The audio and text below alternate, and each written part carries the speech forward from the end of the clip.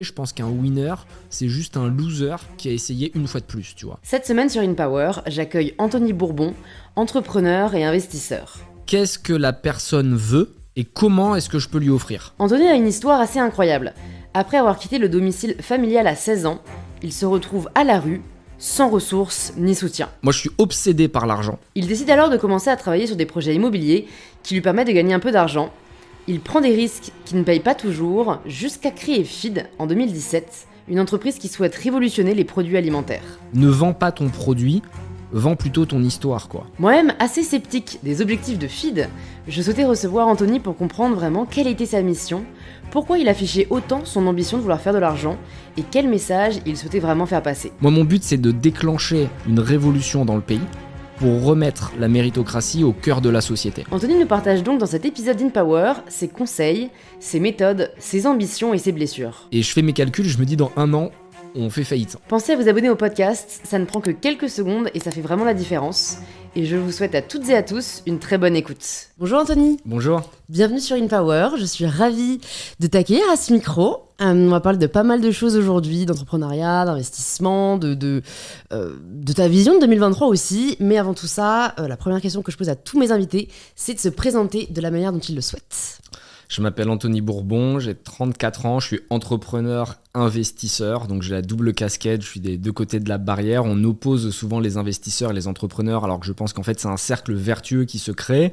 Je suis plutôt connu pour avoir une histoire difficile qui sort du lot de l'écosystème startup classique qui est assez élitiste, assez dans la reproduction sociale, très macho. Moi je viens plutôt d'une famille très pauvre avec un père violent, mère dépressive, donc j'étais à la rue quand j'étais jeune et j'ai vraiment dû galérer, avoir énormément d'échecs pour m'en sortir, et du coup j'ai essayé d'apporter un message d'espoir humblement à tous ceux qui aujourd'hui sont dans une situation qui est difficile en leur disant ne baisse pas les bras, ça va être plus dur pour toi, faut pas se voiler la face, faut pas se raconter des conneries, mais tu peux y arriver et tu peux encore réussir à t'épanouir, à te rendre heureux, quel que soit ton objectif. On parle souvent de business parce que c'est ma verticale, mais en réalité, je pense que la véritable passion, elle est en chacun de nous et qu'il faut être capable de se connaître, de se poser les bonnes questions pour ensuite dérouler son destin ou le faire mentir si c'est nécessaire. Je me suis demandé, en effet, en me renseignant un peu sur ton histoire, sur ton parcours, tu parles pas mal de ton adolescence ou de ta vingtaine et puis ensuite de ce qui t'a poussé à devenir entrepreneur. Je me suis demandé, moi, quelle était ta vision de la vie quand t'étais enfant ? Vraiment quand t'avais, 8-10 ans. C'est assez dur parce que je crois beaucoup à l'aliénation par la société, c'est-à-dire que tu vas te construire en fonction de ce que tu observes autour de toi. À l'époque, il n'y avait pas autant les réseaux sociaux, Internet, c'était le tout début, et donc tu regardes tes parents, tu regardes ton entourage proche. Il se trouve que moi, je vivais en vase clos parce que mon père était agoraphobe et donc personne ne venait chez nous, et ma seule fenêtre sur le monde, c'était le JT TF1, et ça m'avait marqué parce que à 20h tous les soirs, on était vraiment devant en train de regarder, donc il y avait quand même beaucoup de violence, tu vois, la télé, les informations, c'est assez glauque, et donc je me suis construit dans ce déterminisme social. Mon père était contrôleur de train, son père était contrôleur lui aussi, son arrière-grand-père était contrôleur, et donc en gros on m'a dit tu vas être contrôleur, et je sais pas pourquoi j'avais cette chance d'être très ambitieux ou optimiste en me disant moi j'aimerais être un homme d'affaires, parce que je voyais, c'était à l'époque Bernard Tapie, alors on aime ou on n'aime pas, mais je voyais des mecs avec des costumes qui avaient l'air forts, puissants, et j'avais envie de faire pareil. Et on me le reprochait, et c'est là que j'ai compris qu'en réalité, les premiers adversaires que tu allais avoir, c'est souvent malheureusement ton entourage, et parfois les gens qui t'aiment, pas parce qu'ils sont méchants ou qu'ils veulent t'empêcher de t'épanouir, mais simplement parce qu'ils veulent te garder proche d'eux, et que quelque part, le fait que tu ne bouges pas les rassure face à leurs propres échecs et leur confort. Donc mes premiers souvenirs, c'est ça, c'est déjà de ne pas être compris, et de vexer mes parents quand je leur disais moi j'aimerais réussir et gagner de l'argent. C'était quelque chose qui m'intéressait, qui m'intriguait, parce que je voyais à quel point l'argent avait un impact. En fait, la vision que j'avais très jeune, aujourd'hui je me dis souvent waouh, en fait t'avais raison. Mon ressenti, tu vois, sur la société, l'argent, les inégalités était assez juste, et plus je vieillis, plus je gagne de l'argent et plus je rencontre des gens, plus je sens que ce sentiment de jeunesse était plutôt avéré en fait. Mais écoute, c'est hyper intéressant ce que tu partages, et c'est assez fou en fait que tu aies eu envie d'être un homme d'affaires, mais au final sans vraiment savoir ce que c'était. Donc c'est vraiment plus par quoi ? Par l'attitude, par la prestance, par ce que renvoyait l'image de l'homme d'affaires, alors que, et on en reparlera un peu plus tard, mais j'ai vu que tu étais minimaliste, donc au final tu n'as pas du tout suivi le schéma que tu aspirais un jour à avoir. C'est ça qui est drôle, c'est que quand j'étais jeune, je regardais Turbo sur M6, une émission de voitures, donc on te montrait les belles caisses, les belles Porsche, les belles Ferrari, et j'ai toujours rêvé d'avoir ces voitures, j'ai toujours rêvé d'avoir des belles montres, toujours rêvé d'avoir de beaux costumes. Et ce que j'ai observé, c'est qu'en réalité, trop souvent, l'argent... tu en fais une obsession pour envoyer une image aux autres plutôt que pour te combler toi-même. Et donc j'ai fait cette erreur, dès que j'ai gagné de l'argent, de m'acheter plein de fringues, plein de voitures, plein de montres. Et en réalité, j'ai vu que ça me comblait pas du tout parce que tu faisais ça pour impressionner des gens que ça n'impressionne pas parce que soit ils sont pauvres et donc du coup ils s'en foutent de ce que t'as, soit ils sont très riches et en fait tu passes pour un plouc parce que c'est très plouc, tu vois, d'avoir des montres avec des diamants, des trucs comme ça. En tout cas, je trouve que c'est pas terrible, à part si tu fais du rap ou des trucs comme ça. Et du coup, petit à petit, plus j'ai gagné, plus je suis redevenu simple. Donc tu vois, j'ai fait les deux extrêmes et aujourd'hui, c'est vrai que minimaliste, c'est peut-être un poil exagéré, mais j'essaie au maximum de pas être dépendant de l'argent et de pouvoir me retourner le lendemain et partir sans aucune attache. C'est-à-dire que j'aime beaucoup dire que je croise les doigts pour me faire cambrioler parce que je sais que le cambrioleur va être dégoûté quand il va rentrer chez moi. Alors pendant longtemps, j'ai vécu dans un 40 mètres carrés. Là, je viens juste de changer parce que c'était un coup business en fait. Mais pendant 7-8 ans, alors que j'avais vraiment de l'argent, je vivais dans 40 mètres carrés sans canapé avec un lit et un bureau. Et mes copines ne comprenaient pas, par exemple, ou mes potes ne comprenaient pas, ils me disaient « mais pourquoi tu t'infliges ça ?» Et c'était une manière de me souvenir d'où je venais. Et honnêtement, c'était super efficace parce que ce que j'observe, c'est que quand tu as trop d'argent, et autour de moi aujourd'hui, j'ai la chance, ou en tout cas, c'est une réalité, j'ai que des gens qui ont de l'argent à gros niveau, ils sont très malheureux. Ils sont très malheureux parce que quand tu peux tout acheter, t'as plus ce qui est à mon sens primordial, c'est l'envie, l'attente. Tu vois, c'est comme à Noël quand tu vois les cadeaux au pied du sapin, c'est là que tu t'éclates. C'est pas quand tu les ouvres en fait, c'est quand tu te demandes ce qu'il va y avoir à l'intérieur. Et en réalité, quand tu t'achètes tout, t'as plus de limites et donc la plupart de mes potes tombent dans la drogue, dans les addictions cheloues et en réalité j'essaie à tout prix de rester connecté à ma réalité. C'est aussi pour ça que j'ai fait une fondation qui s'appelle, un fonds de dotation pour être précis, qui s'appelle Feedback, où on va donner de l'argent mais aussi du temps à des jeunes qui ont vécu des histoires dramatiques, des maladies, des handicaps, des viols, des situations vraiment atroces, et ils continuent de rêver grand. Et ça, je kiffe parce qu'en réalité, quand ils viennent dans mon bureau et qu'ils m'en parlent, ça me renvoie à mes propres cicatrices. Et du coup, je me dis, personne m'a tendu la main. J'aurais pu devenir franchement un gros con, tu vois, comme certains potes à moi ont pris la grosse tête et tout. Mais le fait de me rappeler d'où je viens me permet de rester stable, on va dire. Tu vois, je dis pas que je suis parfait, il faut encore que je m'améliore sur plein de choses. Mais avoir ces jeunes en face de moi qui ont de l'espoir et je me dis, waouh, en fait, tu vois, ils pourraient vraiment se plaindre, ils se plaignent pas. Donc c'est une leçon que je trouve intéressante, un peu comme quand avec une association, là on avait été visiter les enfants malades à Necker, qui vont mourir genre dans 6 mois, ils ont 8 ans, et tu sais ils sont très souriants, ils te parlent comme si de rien n'était, et quand tu sors de là, tu vois, ça te met un coup parce que en fait tu peux toujours relativiser ta situation avec quelqu'un d'autre. Donc il y a plein de situations horribles, mais en fait même quand j'étais à la rue, que je dormais sous les ponts, je lisais des bouquins de personnes qui vivaient en Irak, qui avaient 8 ans, qui avaient déjà une jambe en moins, qui mangeaient des cailloux, et donc d'un coup tu te dis bon, finalement ça va, je peux encore m'en sortir. Donc ouais, non, mais c'est intéressant. Et puis ça se fait surtout relativiser, je pense aussi, le poids qu'on donne à l'argent. Et c'est marrant parce que avant que tu arrives, j'ai fait une story justement pour demander à ma communauté si jamais elle avait des questions pour toi. Et il y a une question que j'ai trouvée intéressante, quelqu'un qui demandait, mais alors, il a pas l'air forcément de vivre pour l'argent, mais alors pourquoi est-ce qu'il recherche autant à en avoir et à l'accumuler ? C'est une bonne question et je vais essayer d'être précis parce que souvent les gens confondent les deux. Moi je suis obsédé par l'argent, mais pas pour l'utiliser ou me faire plaisir parce que tu vois j'ai pas de montre, je suis habillé en t-shirt tout le temps. Ceux qui me connaissent savent que j'ai 50 fois ce t-shirt en noir, 50 fois le t-shirt en blanc, 50 fois le t-shirt en gris, c'est tout. Tu vois. Et 50 c'est déjà une belle accumulation. J'exagère, tu vois, mais bon, tu vois, je veux dire, je l'ai en plein de fois. Ouais. Et par contre je prends un plaisir vraiment puissant à voir mon patrimoine monter parce que je sais ce que je veux en faire.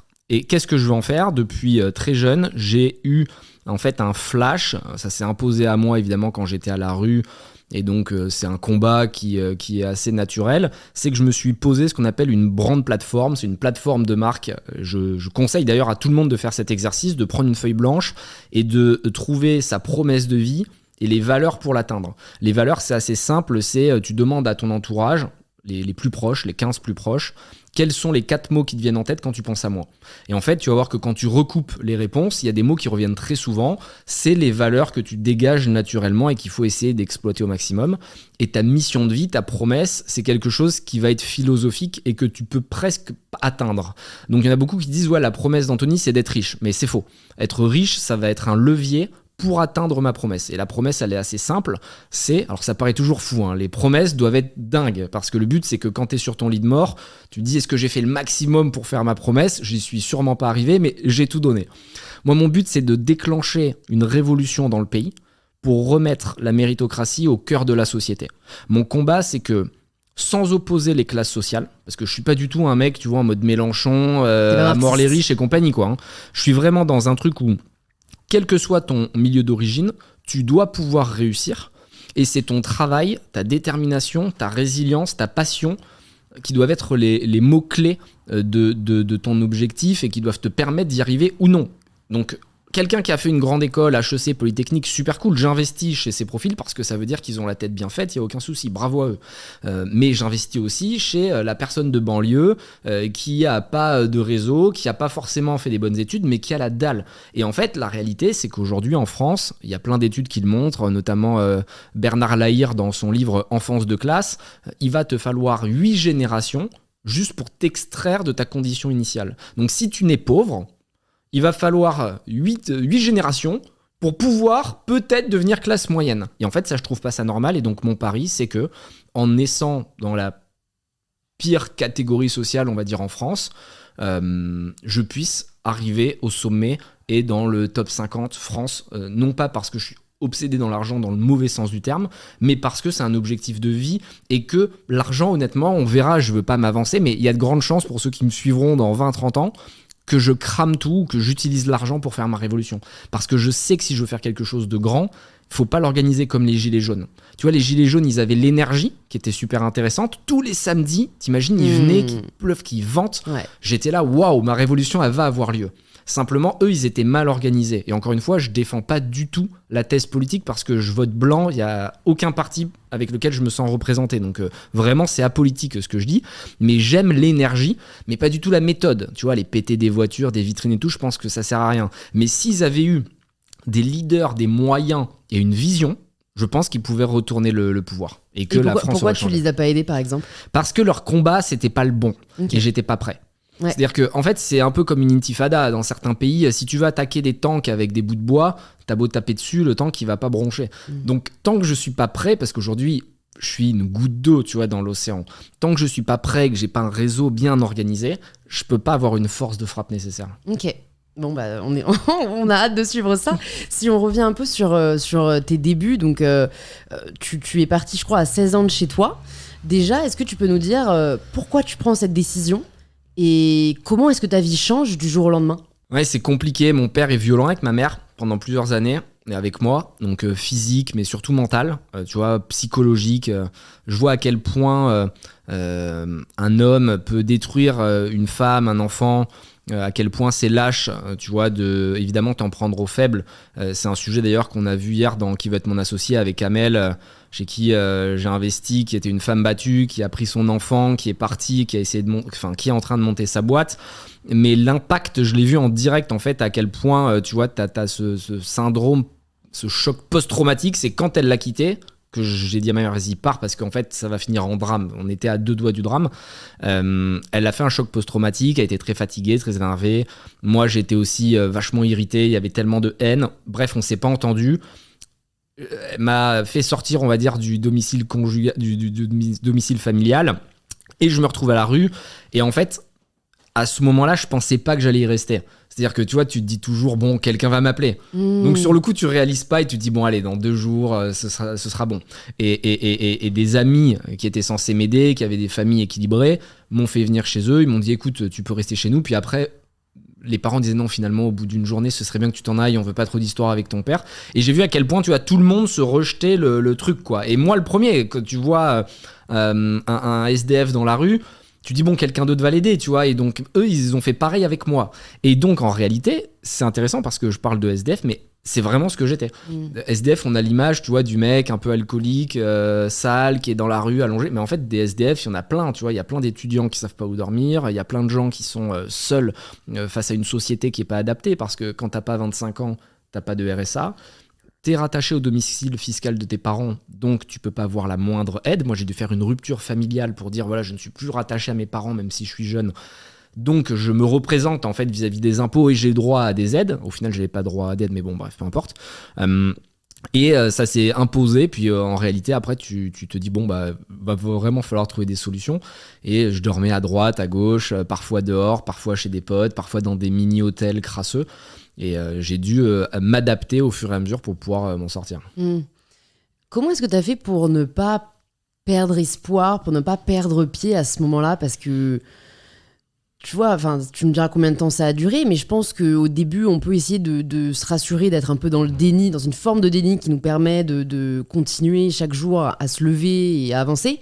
Mais au bout d'un moment, en fait, je pense que c'est très difficile parce que tu perds énormément confiance en toi, quoi. C'est dur, et pour être très franc, moi j'avais la chance d'être vraiment optimiste, et je suis toujours très optimiste. C'est-à-dire que même quand il m'arrive un drame, j'ai eu vraiment des gros problèmes dans ma vie, je reprends le sourire immédiatement et j'essaie de le prendre au second degré. Très jeune, vu la violence qu'il y avait dans le foyer, ma mère m'avait dit un truc, elle m'a dit, tu dois surtout pas montrer tes faiblesses et tu dois te créer une carapace émotionnelle. Et je l'ai pris un peu trop au pied de la lettre, et j'ai vraiment créé une sorte d'armure incroyable. C'est-à-dire que rien ne m'affectait. Je pouvais vivre les pires aventures, je restais vraiment stoïque, mais j'ai fait pas mal de travail après avec des psys, des trucs comme ça. J'ai réalisé que j'avais trop fermé, tu vois. Et à un moment, quand tu fermes trop, t'as plus d'empathie envers l'autre, tu ressens plus les émotions, alors que j'avais cette chance d'être plutôt hypersensible, parce que quand j'étais jeune avec les violences, ça m'a fait une sorte de choc post-traumatique. Donc c'est un peu comme quand tu reviens de la guerre, t'as une zone du cerveau qui est beaucoup plus fragile, et la lumière, le son, les bruits, quand je parle à quelqu'un, je sais exactement ce qu'il pense parce que je capte, tu vois, les micro-messages. Et ça, je l'avais perdu parce que je m'étais renfermé. Et donc en même temps, c'est ce qui m'a sauvé, parce que je restais optimiste et j'étais positif, je me projetais toujours très loin. Se projeter, c'est important, c'est-à-dire que tu penses pas à ce qui se passe aujourd'hui, tu te dis pense dans 10 ans. Et donc quand tu penses et que tu projettes, tu t'imagines des choses positives, ça fait du bien à ton ego. Faut continuer à croire en soi, c'est super important. Moi je considère que vous êtes seul dans la vie, quoi. C'est-à-dire que ouais, ok, t'as des parents, t'as des sœurs, t'as des trucs. Ouais, mais à un moment c'est toi et toi-même, quoi. Tu vois, donc il faut être capable quasiment d'être égoïste, égocentré, mais pas dans le sens négatif du terme, concentré sur son propre parcours de manière à pouvoir ensuite impacter celui des autres en rayonnant. Mais à la base, si toi t'es malheureux, tu seras jamais heureux. C'est comme dans un couple, s'il y en a un qui est toujours malheureux, machin, qui fait pas d'efforts, à un moment il va saouler l'autre, quoi, tu vois. Donc évidemment les deux sont là pour se soutenir, mais il faut que tu travailles sur toi-même et pas que t'attendes l'infirmier ou l'infirmière qui va venir te sauver. Du coup, ça dure combien de temps ce passage à vide, on va dire, ce passage à la rue ? Ça dure bien 6 mois, et après c'est une femme qui me sauve. En fait, ce qui est fou, c'est que moi les femmes m'ont toujours sauvé, tu vois. C'est quand je prends mon parcours, c'est pour ça que j'ai un immense respect pour les femmes, et d'ailleurs je fais une collection d'art sur les femmes, tu vois. C'est toujours quelque chose qui est en rapport avec la femme, parce que j'ai eu la chance d'avoir des personnes autour de moi qui ont eu de la peine, tu vois, qui ont senti mon mal-être et qui ont cru en moi, alors que mes propres parents n'y croyaient pas. Donc j'ai quelqu'un qui m'a hébergé, qui m'a croisé, c'est marrant, qui est venu me parler, on s'est mis ensemble, elle m'a hébergé. S'est mis ensemble, genre. On s'est mis en couple quoi. ensemble, Okay, ouais. Elle m'a hébergé, et puis c'est marrant parce que j'ai toujours attiré les filles très riches, bizarrement, tu vois. Parce qu'elles aimaient ça, on le choisit pas, je crois. Hein. Elles aimaient bien un peu le côté bad boy, seul, brisé, tu vois, bon, on va l'aider à se réparer, machin. Okay. Donc j'avais toujours des filles qui avaient de l'argent, et du coup, c'était impressionnant parce que j'avais d'un côté, moi, vraiment rien, et puis de l'autre côté, ces personnes qui vivaient dans l'opulence, et donc je pense que ça nous a porté mutuellement. Et après, la vraie rencontre qui a changé ma vie, c'est une fille qui s'appelle Mélanie, c'était quelques années plus tard. Donc là, en parallèle, je continue mes études, j'avais fait mon bac S, je faisais ma fac de droit, etc. Et donc je rencontre une fille qui a une histoire très difficile aussi, parce que famille turque, vraiment à l'ancienne, hardcore, bon bref, peu importe, on va pas rentrer dans les détails. Et elle me voit, on se parle, et elle me dit, je sens que tu as un gros potentiel et que tu vas faire des trucs énormes. À ce moment-là, j'avais perdu tout mon argent, j'en avais gagné beaucoup, j'avais tout reperdu, j'ai été plusieurs fois ruiné, on va dire, tu vois, je montais très haut très vite, mais comme je faisais pas les bons choix et que je prenais des risques, je reperdais souvent, tu vois. Et donc là, bref, je venais de tout reperdre et j'étais vraiment à la dèche. Et cette fille que je connais depuis 2 heures va retirer le peu d'argent qu'elle avait sur son compte en banque, je crois qu'il y avait 3000 euros, un truc comme ça, elle me les donne et elle me dit, je sais que t'en feras bon usage. Et elle travaille depuis 16 ans, elle est vendeuse, etc. Tu vois, c'est pas genre on lui a donné, c'est vraiment, elle s'est butée pour avoir cette oseille. Et en fait, à partir du moment où cette fille me fait ça, en fait, ça change complètement mes perspectives. La haine que j'ai à l'intérieur de moi, que j'ai toujours, je commence à la maîtriser et je me dis, il faut pas qu'elle me consume, mais plutôt que je l'utilise à bon escient, comme un moteur. Quand j'en ai besoin, je vais piocher à l'intérieur, mais c'est plus elle qui me dirige. Et là, après, j'ai la réussite, c'est un grand mot, chacun a sa propre définition, mais en tout cas, ça s'arrange pour moi, quoi, tu vois. Et je commence à réussir, je commence à faire des bons business, je commence à gagner de l'argent. Et ce qui est drôle, c'est que cette fille, aujourd'hui, même si on n'est plus ensemble en couple, on est toujours très proches, elle est ma meilleure amie. Elle est multimillionnaire avec moi parce qu'elle est dans tous mes business, elle est dans toutes mes startups, elle est dans tous mes immeubles. Dès que j'ai un immeuble, je lui donne des parts, des trucs. Et donc, cette fille qui était vouée comme moi, qui vivait en banlieue, qui était vouée à vraiment une vie de merde, bah aujourd'hui, tu vois, elle est plus riche que la plupart des gens qui nous regardaient même pas à l'époque, tu vois. Et moi, c'est ça qui m'a frappé, c'est que j'ai vu le regard des gens changer. Que ce soit le flic qui t'arrête dans la rue, jusque, tu vois, ton banquier, en passant par... Enfin, le regard change. Et ça, c'est la plus grande satisfaction, tu vois, d'avoir de l'argent aujourd'hui, d'avoir réussi, ce qu'on pourrait considérer en tout cas comme une réussite. C'est de pouvoir améliorer la vie de ceux qui m'entourent. Et typiquement, Mélanie, aujourd'hui, savoir qu'elle est à l'aise, qu'elle n'aura plus jamais de problème d'argent et qu'elle peut kiffer avec sa sœur, etc., je suis content. Tu vois, je me dis, c'est cool et je veux aller encore beaucoup plus haut pour avoir plus de soldats comme ça autour de moi qui vont profiter et qui en plus te restent ultra fidèles, loyaux, parce qu'ils savent que tu as été là et que tu parles pas pour rien. Donc, tu vois, quand on fait un deal, on fait pas de contrat avec mes associés, mes trucs, on se connaît, on se fait confiance et ça, c'est cool. C'est quelque chose que tu recommanderais pourtant aux autres parce qu'on entend souvent que même si c'est ta sœur, ton frère, ta meilleure amie, en fait, il faut faire un pacte d'associés parce qu'il faut toujours penser au pire quand tout se passe bien. Là, c'est vraiment pour les très, très proches. C'est-à-dire qu'il y a peut-être 2 personnes avec qui tu peux te conduire comme ça dans ta vie. Après, pour tout le reste, il faut faire des contrats. Toutes mes boîtes, j'ai des contrats ultra précis, t'as raison. Malheureusement, le juridique, c'est là pour prévoir le pire. Et en tant qu'investisseur, on a des pactes actionnaires, des term sheets extrêmement précises parce qu'on a tout vu. Des fondateurs, des frères qui se battent entre eux, un qui malheureusement se fait écraser par un camion, donc à un moment qui reprend le contrôle de la société. T'es obligé de tout baquer. Là, c'est vraiment une situation exceptionnelle et je pense être très chanceux parce que peu de gens peuvent se vanter d'avoir une relation aussi pure avec quelqu'un. Et c'est pour ça que je sais dès à présent que je n'aurai plus jamais une rencontre ou une amitié de cette valeur, parce qu'à l'époque, j'avais rien. Donc, je peux même pas douter de est-ce qu'elle est là pour mon argent ou pas, parce que je n'avais rien. Donc, si tu veux, c'était que pour moi. Alors, aujourd'hui, j'aurai toujours le doute, que ce soit avec une fille, que ce soit avec un mec, peu importe, j'aurai toujours le doute de me dire, est-ce qu'il pense vraiment que je suis intelligent et que je suis un pote intéressant, ou est-ce que juste, tu vois, il veut... À part si c'est pas qui t'es. Tu vois, mais si tu voyages, le problème, c'est que quand on voyage, on est dans des super hôtels, machin. Donc, ton lifestyle, ça se voit, en fait. L'argent, ça se voit. Et les riches détectent l'argent. Ils voient les codes, tu vois. Donc, même si la personne ne le sait pas au début, elle va faire 3 trucs sur Google, tu vois, tu sais à un moment. Et puis, c'est des trucs qui parlent d'argent. C'est pas, je sais pas, t'es acteur, bon, t'as sûrement de l'argent, mais tu vois, c'est pas le premier truc qui te vient en tête. T'es chanteur, mais quand tu te dis t'es entrepreneur, investisseur, immédiatement, ça parle d'argent. Donc, les gens se disent, bon, bah...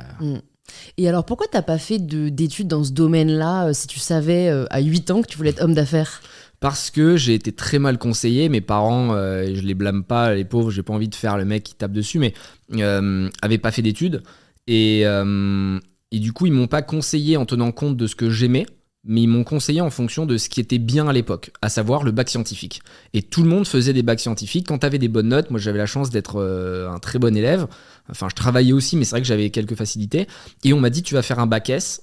Alors que je souffrais en maths, j'étais vraiment pas bon, tu vois, c'était les matières où je prenais zéro plaisir, j'y arrivais mais j'aimais pas ça, et j'étais très littéraire, j'adorais lire, j'adorais la philo, etc. Je me suis retrouvé à un lycée spécialisé en SSI, sciences de l'ingénieur, donc les mecs, tu vois, ils ils étaient là, ils jouaient avec l'eau, ils essayaient de calculer combien de temps allait mettre le sucre à se diluer, puis ils faisaient des formules comme ça sur la page pendant le lunch. Et moi, j'ai regardé, j'étais là, ouais, vous voulez pas jouer au foot avec moi et tout. Enfin, tu vois, c'était vraiment. T'es pas au bon endroit. J'étais pas au bon endroit, j'ai souffert et j'ai vu à quel point, et ça c'est important, tu ne peux pas être bon partout. Et donc en fait, la première chose que tu dois faire dans la vie, c'est prendre conscience de ce que t'aimes déjà et de tes forces. Parce qu'en réalité, ça sert à rien. Moi, par exemple, j'ai un sens de l'orientation atroce. Ah, moi aussi. C'est-à-dire que je pourrais jamais être taxi. Je suis nul en maths, en calcul mental. Il y a plein de trucs où t'es très mauvais. Bon, ben, ne force pas. À part si tu me dis, j'adore chanter, je chante très mal. Bon, ben, je sais pas, c'est t'améliorer. Mais globalement, on a tous un talent. Il y a des gens qui disent, oui, mais imagine, moi, j'ai pas de talent, j'ai pas de chance. En fait, on a tous un talent. Alors, je dis pas que t'es forcément un génie dans quelque chose, mais t'es meilleur à l'oral qu'à l'écrit, ou alors tu déclenches de l'émotion quand tu vas prendre la parole, ou alors t'es très bon en géographie, ou alors bref, t'as toujours un truc, et c'est ça qu'il faut utiliser. Je sais plus pourquoi je disais ça, je pars toujours dans des... C'est le but sur le podcast, par exemple, dans tous les sens. Non, mais c'est très intéressant, c'est un peu le mythe aussi de la vocation. J'ai l'impression qu'on entend un peu moins ce terme, mais moi, quand j'étais enfant, j'entendais beaucoup de personnes qui disaient « Ah non, mais ma vocation, c'est ça », ou alors « Et quoi, c'est quoi ta passion ou ta vocation ?» Et c'était assez culpabilisant parce que du coup, je me disais « Mais j'en ai pas, enfin, je sais que j'adore lire, je sais que j'adore écrire. » Bon, du coup, moi, j'ai souhaité devenir journaliste, mais c'est vrai que je pense qu'il faut plus se demander qu'est-ce qu'on aime faire vraiment au quotidien. Et qu'est-ce qu'on pourrait faire tous les jours. Et toi, au final, c'est ce que tu as fait, j'ai l'impression, en parallèle de tes études. T'as commencé, si je me souviens bien, à t'investir entre guillemets dans des projets immobiliers et c'était plus pour le côté business, quoi. Ouais, j'adorais ça et je pense que les passions évoluent. Donc effectivement, une vocation, moi non plus, j'y crois pas. Surtout quand t'as 17 ans, on me dit alors qu'est-ce que tu veux faire ? Tu veux sauver les animaux ou tu veux être médecin ou tu veux... Enfin, t'en sais rien en fait. Tu vois, toi, tu veux juste t'amuser le week-end. Et donc je pense qu'il faut regarder les activités qui t'attirent le plus naturellement quand t'as du temps libre. Ouais. Et ce qu'on voit aujourd'hui, et c'est ce que j'adore dans cette nouvelle génération, c'est qu'à l'époque, on se moquait des geeks qui jouent aux jeux vidéo. Aujourd'hui, ils sont millionnaires sur Twitch. À l'époque, on se moquait enfin, il y avait plein de trucs qu'on prenait de haut, et alors que ça a changé, le regard de la société, le regard de la société. Ouais. Et aujourd'hui, en fait, c'est plutôt plouc, tu vois, de pas savoir te servir des réseaux sociaux, d'être complètement à la ramasse sur la technologie, alors qu'à l'époque, les parents nous disaient mais tu vas arrêter de regarder ton truc d'internet, ça sert à rien. Donc, être capable de s'écouter, de se faire confiance, et surtout de pas surfer sur des trends, c'est-à-dire que il y a beaucoup de trucs qui vont avoir la hype à un moment très précis. Admettons le Web3 par exemple, la crypto, tout le monde en a parlé, etc. Et il y en a plein qui se sont dit vas-y, je vais devenir influenceur en crypto. Sauf que la réalité, c'est quand le marché s'est écroulé, là ils se sont dit finalement la crypto c'est pas ouf et ils vont changer. Et en fait, en voulant surfer sur trop de vagues, tu les loupes. C'est en étant vraiment passionné par ce que tu fais. Typiquement en Web3, Asher, je prends souvent son exemple parce que c'est parlant. Il parlait du Bitcoin en 2014 quand c'était pas du tout sexy. Là, c'est une énorme désillusion pour tout le marché. Il continue de parler du Bitcoin, quoi, tu vois, parce qu'il aime le Bitcoin, il aime la crypto, il aime la technologie. Et tous les autres, ils sont partis. Donc concentrez-vous sur ce qui vous plaît.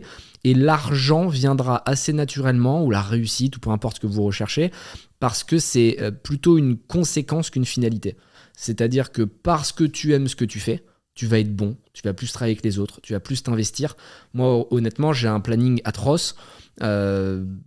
Il y a plein de gens qui seraient très malheureux de faire ce que je fais. Moi, je suis épanoui. C'est-à-dire que je le fais pas en me disant, allez, serre les dents, ça va finir. Je suis très content, tu vois, de faire ce que je fais. Et ça, c'est la chance d'avoir su trouver son plaisir. Et c'est ce que j'invite vraiment à faire à tous ceux qui nous écoutent. Donc, c'est quoi les premières activités que tu mènes ? Est-ce que tu finis tes études déjà ? Je sais plus si tu as... Je fais tout en parallèle parce que j'avais besoin d'argent. Donc, je faisais... j'ai fait une fac de droit parce que c'était gratuit.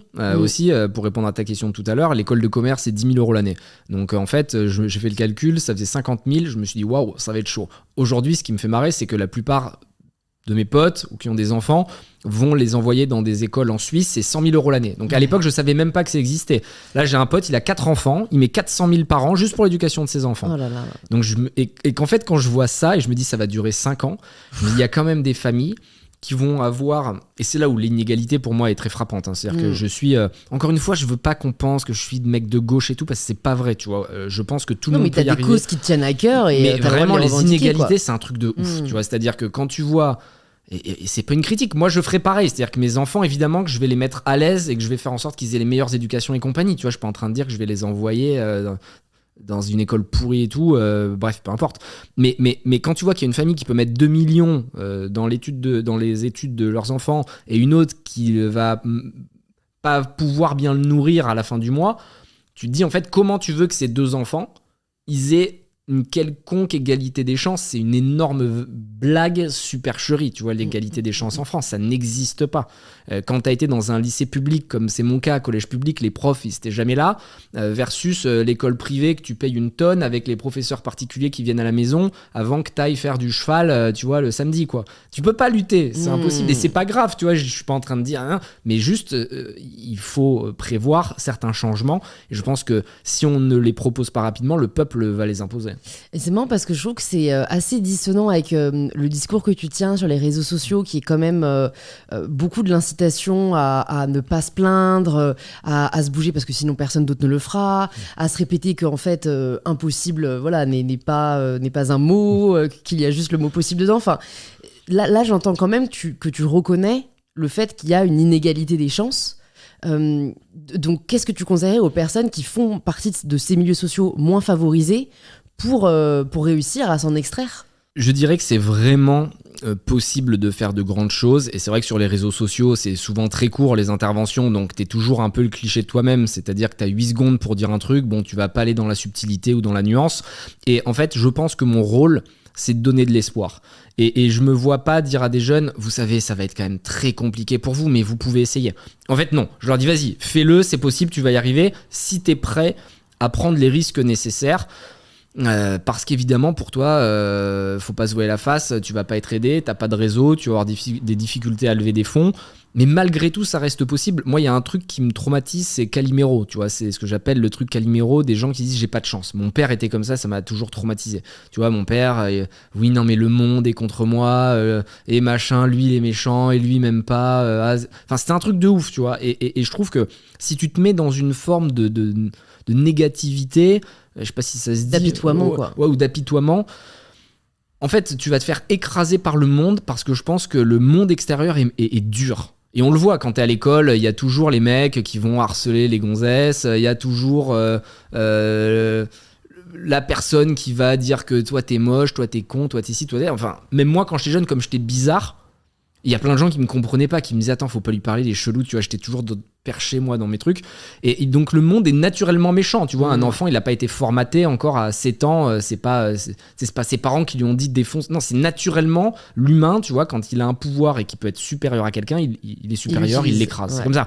Pourquoi tous les politiciens, faut pas faire de généralité, mais pourquoi la plupart des politiciens ou des hommes de pouvoir deviennent des gros porcs? C'est parce qu'à un moment ils ont toujours l'habitude, tu vois, d'avoir des oui en face d'eux, et donc ils ne peuvent plus comprendre le non, tu vois, parce que pour eux c'est devenu une évidence. Et bon, il y a 10 000 histoires, ça sert à rien d'en citer, mais je pense que le pouvoir c'est quelque chose de super malsain et qu'il faut pas l'aimer, il faut toujours le garder à distance, et c'est pour ça que moi je m'impose un rythme de vie en vrai qui est très bizarre, et les gens qui me connaissent le savent, c'est pas des conneries, c'est que je vis dans mon appartement, je sors quasiment pas, j'évite au maximum les sorties dans le monde extérieur et tout, parce que tout ça me fait peur en fait, tu vois. Je préfère vivre un peu comme mon père qui était agoraphobe, je pense que j'ai des traits, tu vois, qui ressortent, mais c'est ma manière d'être équilibré et de pas céder, tu vois, à cette folie, parce qu'en fait c'est trop facile quand t'as de l'argent de faire n'importe quoi, tu vois. Mais donc en fait c'est fou, ouais, c'est presque, j'ai l'impression, comme les personnes qui s'empêchent d'aimer par peur de souffrir.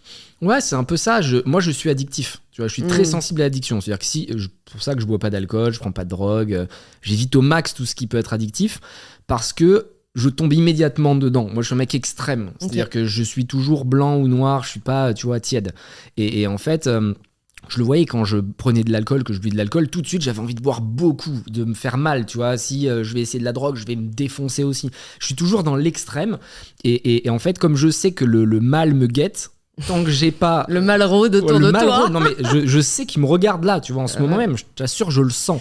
Et je sais qu'en fait, j'ai, comme tout le monde, une part d'ombre, et que je veux pas retourner dans cette ombre-là, tu vois. Et c'est pour ça que je me pose même la question, parfois, est-ce que je dois stopper la dynastie, tu vois, des Bourbons, parce qu'on a dans les gènes un truc, tu vois, qui est différent. Tu viens de la dynastie des Bourbons ou non, c'est une 2.0? D'accord, parce qu'il en existe vraiment une. Hein. Les pauvres qui sont redevenus riches. Il y a les deux Bourbons de Parme, mais moi, c'est les vrais pauvres. Moi, c'est les Bourbons fauchés. Et c'est marrant parce que pour avoir reçu pas mal de psychiatres ou de personnes très spirituelles aussi dans ce podcast, la plupart te diraient qu'au contraire, il faut apprendre à accepter cette part d'ombre plutôt que d'essayer de la fuir. Parce qu'au final, si tu as peur de quelque chose, c'est elle qui te domine. Tu vois, est-ce qu'un jour, il ne faudra pas qu'au contraire, tu affrontes ces addictions ou ces risques pour apprendre à les maîtriser, plutôt que, entre guillemets, juste de fuir? Non, c'est vrai, j'ai plein de potes qui sont vraiment beaucoup dans la méditation, tous ces trucs de chaman et tout. Et quand j'essaie de méditer avec eux, en fait, je vomis. Pour te dire à quel point c'est hardcore mon problème, tu vois. C'est-à-dire que je suis obligé de prendre des médicaments pour me tempérer, me lisser un petit peu. Donc t'es hyperactif ? Ouais, je suis hyperactif, hypersensible, j'ai tous les trucs, je suis drogué à l'adrénaline, donc je prends des gros traitements, tu vois, je prends des bêta-bloquants pour que mon cœur il batte moins vite. On a fait des études, plein de prises de sang, de trucs. C'est comme si j'avais 20 tasses de café constamment dans le corps. Okay. Donc je suis surexcité, si tu veux. Donc tu bois pas de café, j'imagine. Impossible de boire un café. Si je mange une fraise après-midi, je dors pas en fait. C'est vraiment en fait la moindre vitamine va tout amplifier. Donc c'est pour ça que tout est plus fort pour moi. C'est-à-dire que l'amour est plus fort, la haine est plus fort, tout est plus fort, tu vois. Et donc j'essaye au maximum de lisser ma vie de manière à pas avoir de up and down, sinon je serais très cyclique en fait. J'ai beaucoup de problèmes. Quand je l'ai dit comme ça, je dis waouh, c'est vrai que c'est chaud. Bah ouais, mais bon après je te dis, on a tous nos problèmes, mais au moins tu réussis quand même à en faire une force, et je sais pas s'il faut apprendre forcément à les lisser, tu vois. Et c'est toi-même, j'ai vu un contenu que tu disais, au contraire, on devrait pas cacher sa différence, et on devrait la célébrer, on devrait la revendiquer. Donc est-ce que c'est pas la société qui nous demande d'être toujours dans une forme d'équilibre ?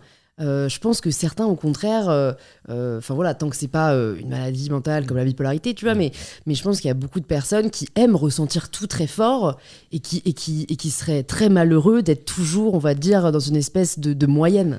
Mais je pense que quand je parle de moyenne, c'est déjà fort pour les autres, tu vois. C'est-à-dire que les gens qui me voient au quotidien me trouvent beaucoup plus heureux et épanoui depuis que j'ai ce traitement, parce que je suis moins dans l'extrême, et donc en fait j'allais avoir une joie extrême mais après une déception extrême, et donc tu vois c'était beaucoup plus fatigant de faire des vagues, alors que là je commence à apprécier les choses simples, je commence à bien gérer, tu vois, l'énervement. Là il y a 2-3 jours il m'est arrivé un truc, tu vois, à l'époque j'aurais pété un câble, j'aurais été hyper violent, et en fait tu vois, je relativise le truc, tu vois, une sorte de trahison business pour faire simple, bon bref, peu importe. Et donc ouais, j'apprends, et c'est ça que je trouve très cool dans l'humain ou chez l'humain, c'est cette capacité à évoluer. Et je pense que le seul combat que tu dois mener, c'est avec toi-même, tu vois. Et plutôt que de te comparer, moi, tu vois, je me dis pas, je veux être plus riche que mon pote. J'en ai rien à foutre.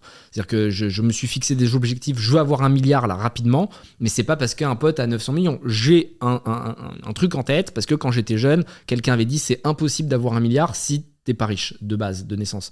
Et ça m'avait marqué. Et en fait, je veux juste, moi, me prouver que je peux le faire, tu vois. Mais ça m'amuse, en fait. C'est un défi. Et sûrement, quand je l'aurai, je sais pas, je donnerai l'argent ou je m'en fous, tu vois. C'est même pas pour l'avoir, quoi. Moi, je me pose quand même une question. C'est pourquoi tu te lèves le matin ? Bah justement, pour pouvoir faire ma révolution, je t'assure que je kifferai. Je veux pas tomber dans la politique parce que jurisprudence Bernard Tapie, on a vu ce que ça a donné, il a tout perdu, et je pense que la politique c'est un monde encore plus de requins et de vicieux que le business, tu vois. J'ai forcément, on fréquente quelques hommes politiques et tout, et franchement ça me dégoûte. C'est-à-dire que c'est vraiment l'inverse de ce que je suis. Moi je suis très vrai, authentique, tu vois. Ce que je te dis là, c'est vraiment ce que je pense. J'ai pas quelqu'un, tu vois, qui me dit quoi dire. J'ai rien préparé, tu m'as pas envoyé de questions. Alors que l'homme politique, il va avoir une place à gauche qui est libre, il va dire un truc de gauche. Si après il y a un truc à droite, on l'a vu là, c'est les chaises musicales le truc, tu vois. Et donc la politique me dégoûte profondément, et je pense qu'on va voir de notre vivant, de notre génération, un bouleversement majeur où le peuple va reprendre le pouvoir et où toutes ces strates gauche, droite, machin va exploser. Et à ce moment-là, peut-être que tu vois, ça m'intéressera. Écoute, on te le souhaite parce que je pense qu'en effet, c'est aussi, il faut le voir comme une opportunité business, tu vois. L'entrepreneuriat, c'est quoi? C'est répondre à un besoin et adresser ce besoin. Si on voit que la politique, elle est en besoin de reconsidération, de restructuration, il faut des personnes aussi pour se lancer dans ce combat. Donc, on espère que tu le feras. Mais du coup, tu lances Feed en 2017, je crois. Ouais. Donc, ça va faire ça va faire 6 ans. Pourquoi Feed? Pourquoi ce projet? Et aussi, comment se passent les premiers jours? Parce que, comme tu l'as dit, c'est très difficile de lever des fonds quand on n'a pas de réseau à la base, quand on n'a pas de moyens. Donc, je me demande comment tu allais chercher, je crois, c'est 500 000 euros pour le premier tour de levée. Yes. Feed, ça s'est imposé assez naturellement à moi. Je pense que l'entrepreneuriat, tu l'as très bien dit, c'est répondre à un besoin. Et donc la meilleure manière de trouver un business, c'est de regarder ce que tu aimerais avoir mais que tu ne peux pas utiliser autour de toi. Et moi, typiquement, je déteste faire à manger, je déteste cuisiner et je déteste que ma copine cuisine pour moi. Tu vois, je sais pas, je trouve ça choquant. Mon père était contrôleur et se levait à 2h du matin souvent pour aller à son boulot. Et ma mère se levait 1 heure avant pour lui préparer sa bouffe, tu vois. Et ça m'a toujours interpellé, j'ai toujours trouvé ça chelou. Et donc, du coup, je me nourrissais mal, j'avais perdu du poids et tout, parce que je mangeais des pâtes, des pizzas surgelées, tu vois, des trucs vraiment pas équilibrés. Et du coup, je me suis dit, il faudrait que je trouve une solution pour avoir tous les ingrédients nécessaires dans un format pratique et idéalement pas cher, tu vois. Et donc, je me suis amusé à faire une formule sur Excel qui répertoriait l'ensemble des besoins d'un humain. Alors, on a tous à peu près les mêmes besoins, hein. C'est macronutriments, micronutriments, protéines, fibres, lipides, glucides, fibres, vitamines, minéraux, oligo-éléments. Et en jouant avec des farines, flocons d'avoine, graines de sarrasin, d'huile d'olive, les cases se complétaient toutes seules, tu vois, et jusqu'à atteindre la formule parfaite sur le papier. Et après, je le mélangeais avec de l'eau, je le buvais. Alors, au début, c'était évidemment pas bon parce que, tu vois, c'était très céréalier, c'était vraiment hardcore. Mais comme tu avais un index glycémique très bas, c'est-à-dire que ça me répartissait les nutriments pendant de longues heures. C'est un peu l'inverse d'un pic de glycémie que tu vas voir si tu vas dans un fast-food. Tu vas avoir l'impression d'avoir bien mangé et 2 heures après, t'as faim parce que ça a lancé ta glycémie et donc du coup, tu digères extrêmement vite. Donc sur le papier, ça fonctionnait bien. Et après, j'ai travaillé les recettes avec des ingénieurs agro, etc. Et là, je me suis dit, vas-y, on va en faire un business. Ça n'existait pas en France. Il y avait une marque qui s'appelait Soylent aux États-Unis qui avait déjà levé 100 millions d'euros. Je me suis dit, bon, c'est plutôt intéressant. C'est que ça doit marcher. Et j'ai été faire le tour des investisseurs à Paris. T'en connaissais du coup à l'époque? Non, j'en connaissais pas et c'est pour ça il faut créer ta chance. T'avais quel âge à l'époque? J'avais 26 ans ou 27 ans, okay. Comme ça. Et on me propose de faire une conférence sur la food tech. Tu vois, donc ça s'était su que j'avais lancé Feed, j'avais fait un peu de presse, un peu de trucs, mais vraiment rien de fou. Je l'avais fait vraiment à l'arrache. Je connaissais personne à ce moment-là. Je connaissais même. D'ailleurs, j'avais jamais été à Paris, quoi. Et on me propose de faire une conférence sur la food tech. Je la fais. Et je pense qu'il faut toujours essayer de faire son maximum dans la vie parce que tu as zéro regret et surtout tu peux déclencher quelque chose. Et donc, comme tout ce que je fais, j'arrive là-bas ultra préparé et je fais une bonne prestation. C'est-à-dire que tu vois, je mets une grosse purée alors que c'est un truc pourri. Tu vois, c'est vraiment une conférence, il y a 10 personnes dans la salle. C'est que j'arrive là, je dis oh putain, fais chier. J'avais vraiment perdu du temps, j'avais fait un aller-retour en train et tout. Mais en fait, comme je fais quand même une bonne prestation, il y a une personne dans la salle en fait qui est un business angel et qui me dit ça te dirait de venir pitcher, on a un club de BA et peut-être qu'on pourrait regarder ton truc. Et donc là, pareil, je fais un deuxième rendez-vous, je défonce le truc et je déclenche une émotion. Et je pense vraiment que c'est le message à garder si tu veux lever des fonds, c'est ne vends pas ton produit, vends plutôt ton histoire, quoi. Parce qu'en réalité, en parallèle de Feed, il y a 3-4 marques en France au moins qui sont lancées, qui ont fait exactement la même chose que nous. Il y en a même qui étaient là avant. J'ai dit que ça n'existait pas, mais il y en a un, ça faisait 2 ans qu'il était là. Sauf qu'ils sont tous morts. Pourquoi ? Parce qu'ils vendaient un repas complet. Nous, on vendait pas un repas complet, on vendait un état d'esprit. On disait, l'humain doit pouvoir avoir un potentiel exceptionnel, doit pouvoir faire de belles choses et devrait se concentrer plutôt sur sa passion. Peut-être que c'est la lecture, peut-être que c'est la peinture, peut-être que c'est, j'en sais rien, marcher, travailler et manger un feed en 5 minutes ou pendant son activité et profiter de sa pause le midi, par exemple. Et là, du coup, on a embarqué des gens, on a levé 500 000 euros, puis 3 millions, puis 15 millions, puis 15 millions. On a fait rentrer Pepsi au capital, qui est le plus gros acteur de la food dans le monde, 80 milliards d'euros de chiffre d'affaires, avec Nestlé. Et donc, du coup, en fait, c'est une histoire folle, parce qu'on part d'un truc où j'ai des photos, je te montrerai après, c'est moi qui fais des photomontages tout dégueulasses, avec des flocons d'avoine sur une bouteille qui est blanche, où je vais coller un logo par-dessus avant d'aller pitcher. Et après, là, je me retrouve, j'ai un board maintenant trimestriel avec le CEO monde de Pepsi. qui vient d'injecter et qui, tu vois, à terme, a vocation à ce que Fit soit une belle réussite, quoi, on va dire. Donc, tout peut aller extrêmement vite si tu mets de l'énergie, que tu mets de la motivation, de l'ambition. C'est plus ou moins facile et il y a beaucoup d'échecs. Là, on parle de Fit, ça paraît ouf, des valorisations de dingue, je fais des cash out, donc je gagne de l'argent, machin. Mais la réalité, c'est que j'ai échoué 10 fois, tu vois, avant Feed. Et qu'est-ce que tu retires justement de ces 10 échecs ? Je retire que t'as pas vraiment d'échecs, t'as que des apprentissages, c'est un peu cliché mais c'est vrai en fait. Tu apprends beaucoup plus de tes échecs que de tes victoires. Parce qu'en fait une victoire n'est pas reproductible. C'est-à-dire que si tu fais exactement les mêmes choses qui t'ont mené à la réussite une fois, tu ne réussiras sûrement pas. Par contre, si tu refais les mêmes choses qui t'ont mené à l'échec, là tu vas rééchouer à coup sûr. Il y a un échec en particulier que tu as en tête, peut-être que tu peux nous partager, ou maintenant avec le recul tu te dis là j'ai pas été bon. J'ai pas été bon tellement de fois que franchement j'ai du mal à choisir.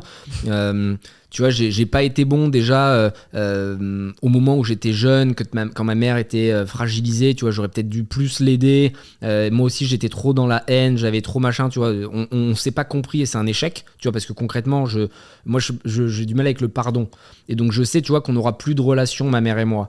Et en fait c'est quelque part un échec grave parce que t'as qu'une mère. Et donc sûrement si le jour où elle décédera, je m'en voudrais, tu vois. Mais je sais aussi que je suis très dur et que je pardonne pas certaines choses. Donc ça c'est un échec à mon avis qui est lourd. Et puis après j'ai fait des échecs business où je me suis précipité, je me suis associé avec les mauvaises personnes. L'appât du gain, c'est vraiment mauvais. C'est pour ça que l'argent, encore une fois, ça doit pas être l'objectif. C'est un levier. Mais si vous ne pensez qu'à l'argent, vous allez le perdre et vous allez vous associer avec de mauvaises personnes. Vous n'allez pas être patient. C'était mon cas, j'étais trop impatient, je voulais trop gagner trop vite.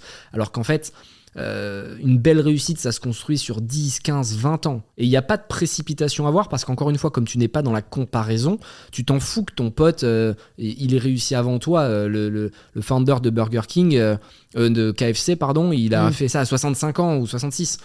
Et il kiffe parce qu'en fait, jusqu'à 65 ans, il s'est éclaté à faire plein de business. Et donc, même si il vivait comme un pauvre, mais il kiffait ce qu'il faisait, tu vois. Moi, j'ai aucun problème à vivre comme un pauvre. Et c'est pour ça, parce que je suis pas dépendant de l'argent. Si demain, je perds tout, honnêtement, je suis ultra détendu. Parce que je sais que je vais en regagner. Parce que je kiffe ça et que je vais réussir. Et que, tu vois, tu dois trouver ce plaisir dans ta souffrance. Et je pense que c'est un peu comme dans le sport, si tu veux réussir à être bon dans ton sport, tu dois aimer te faire mal à un moment, mais de manière positive. Tu dois pas être un drogué, tu vois, en mode te détruire, te blesser, mais tu dois aimer aussi repousser tes limites. Moi, j'adore me dire que chaque année, je deviens une meilleure version, tu vois, de ce que je suis et un meilleur Anthony. Et franchement, aujourd'hui, j'ai honte de ce que j'étais, tu vois, il y a 10 ans.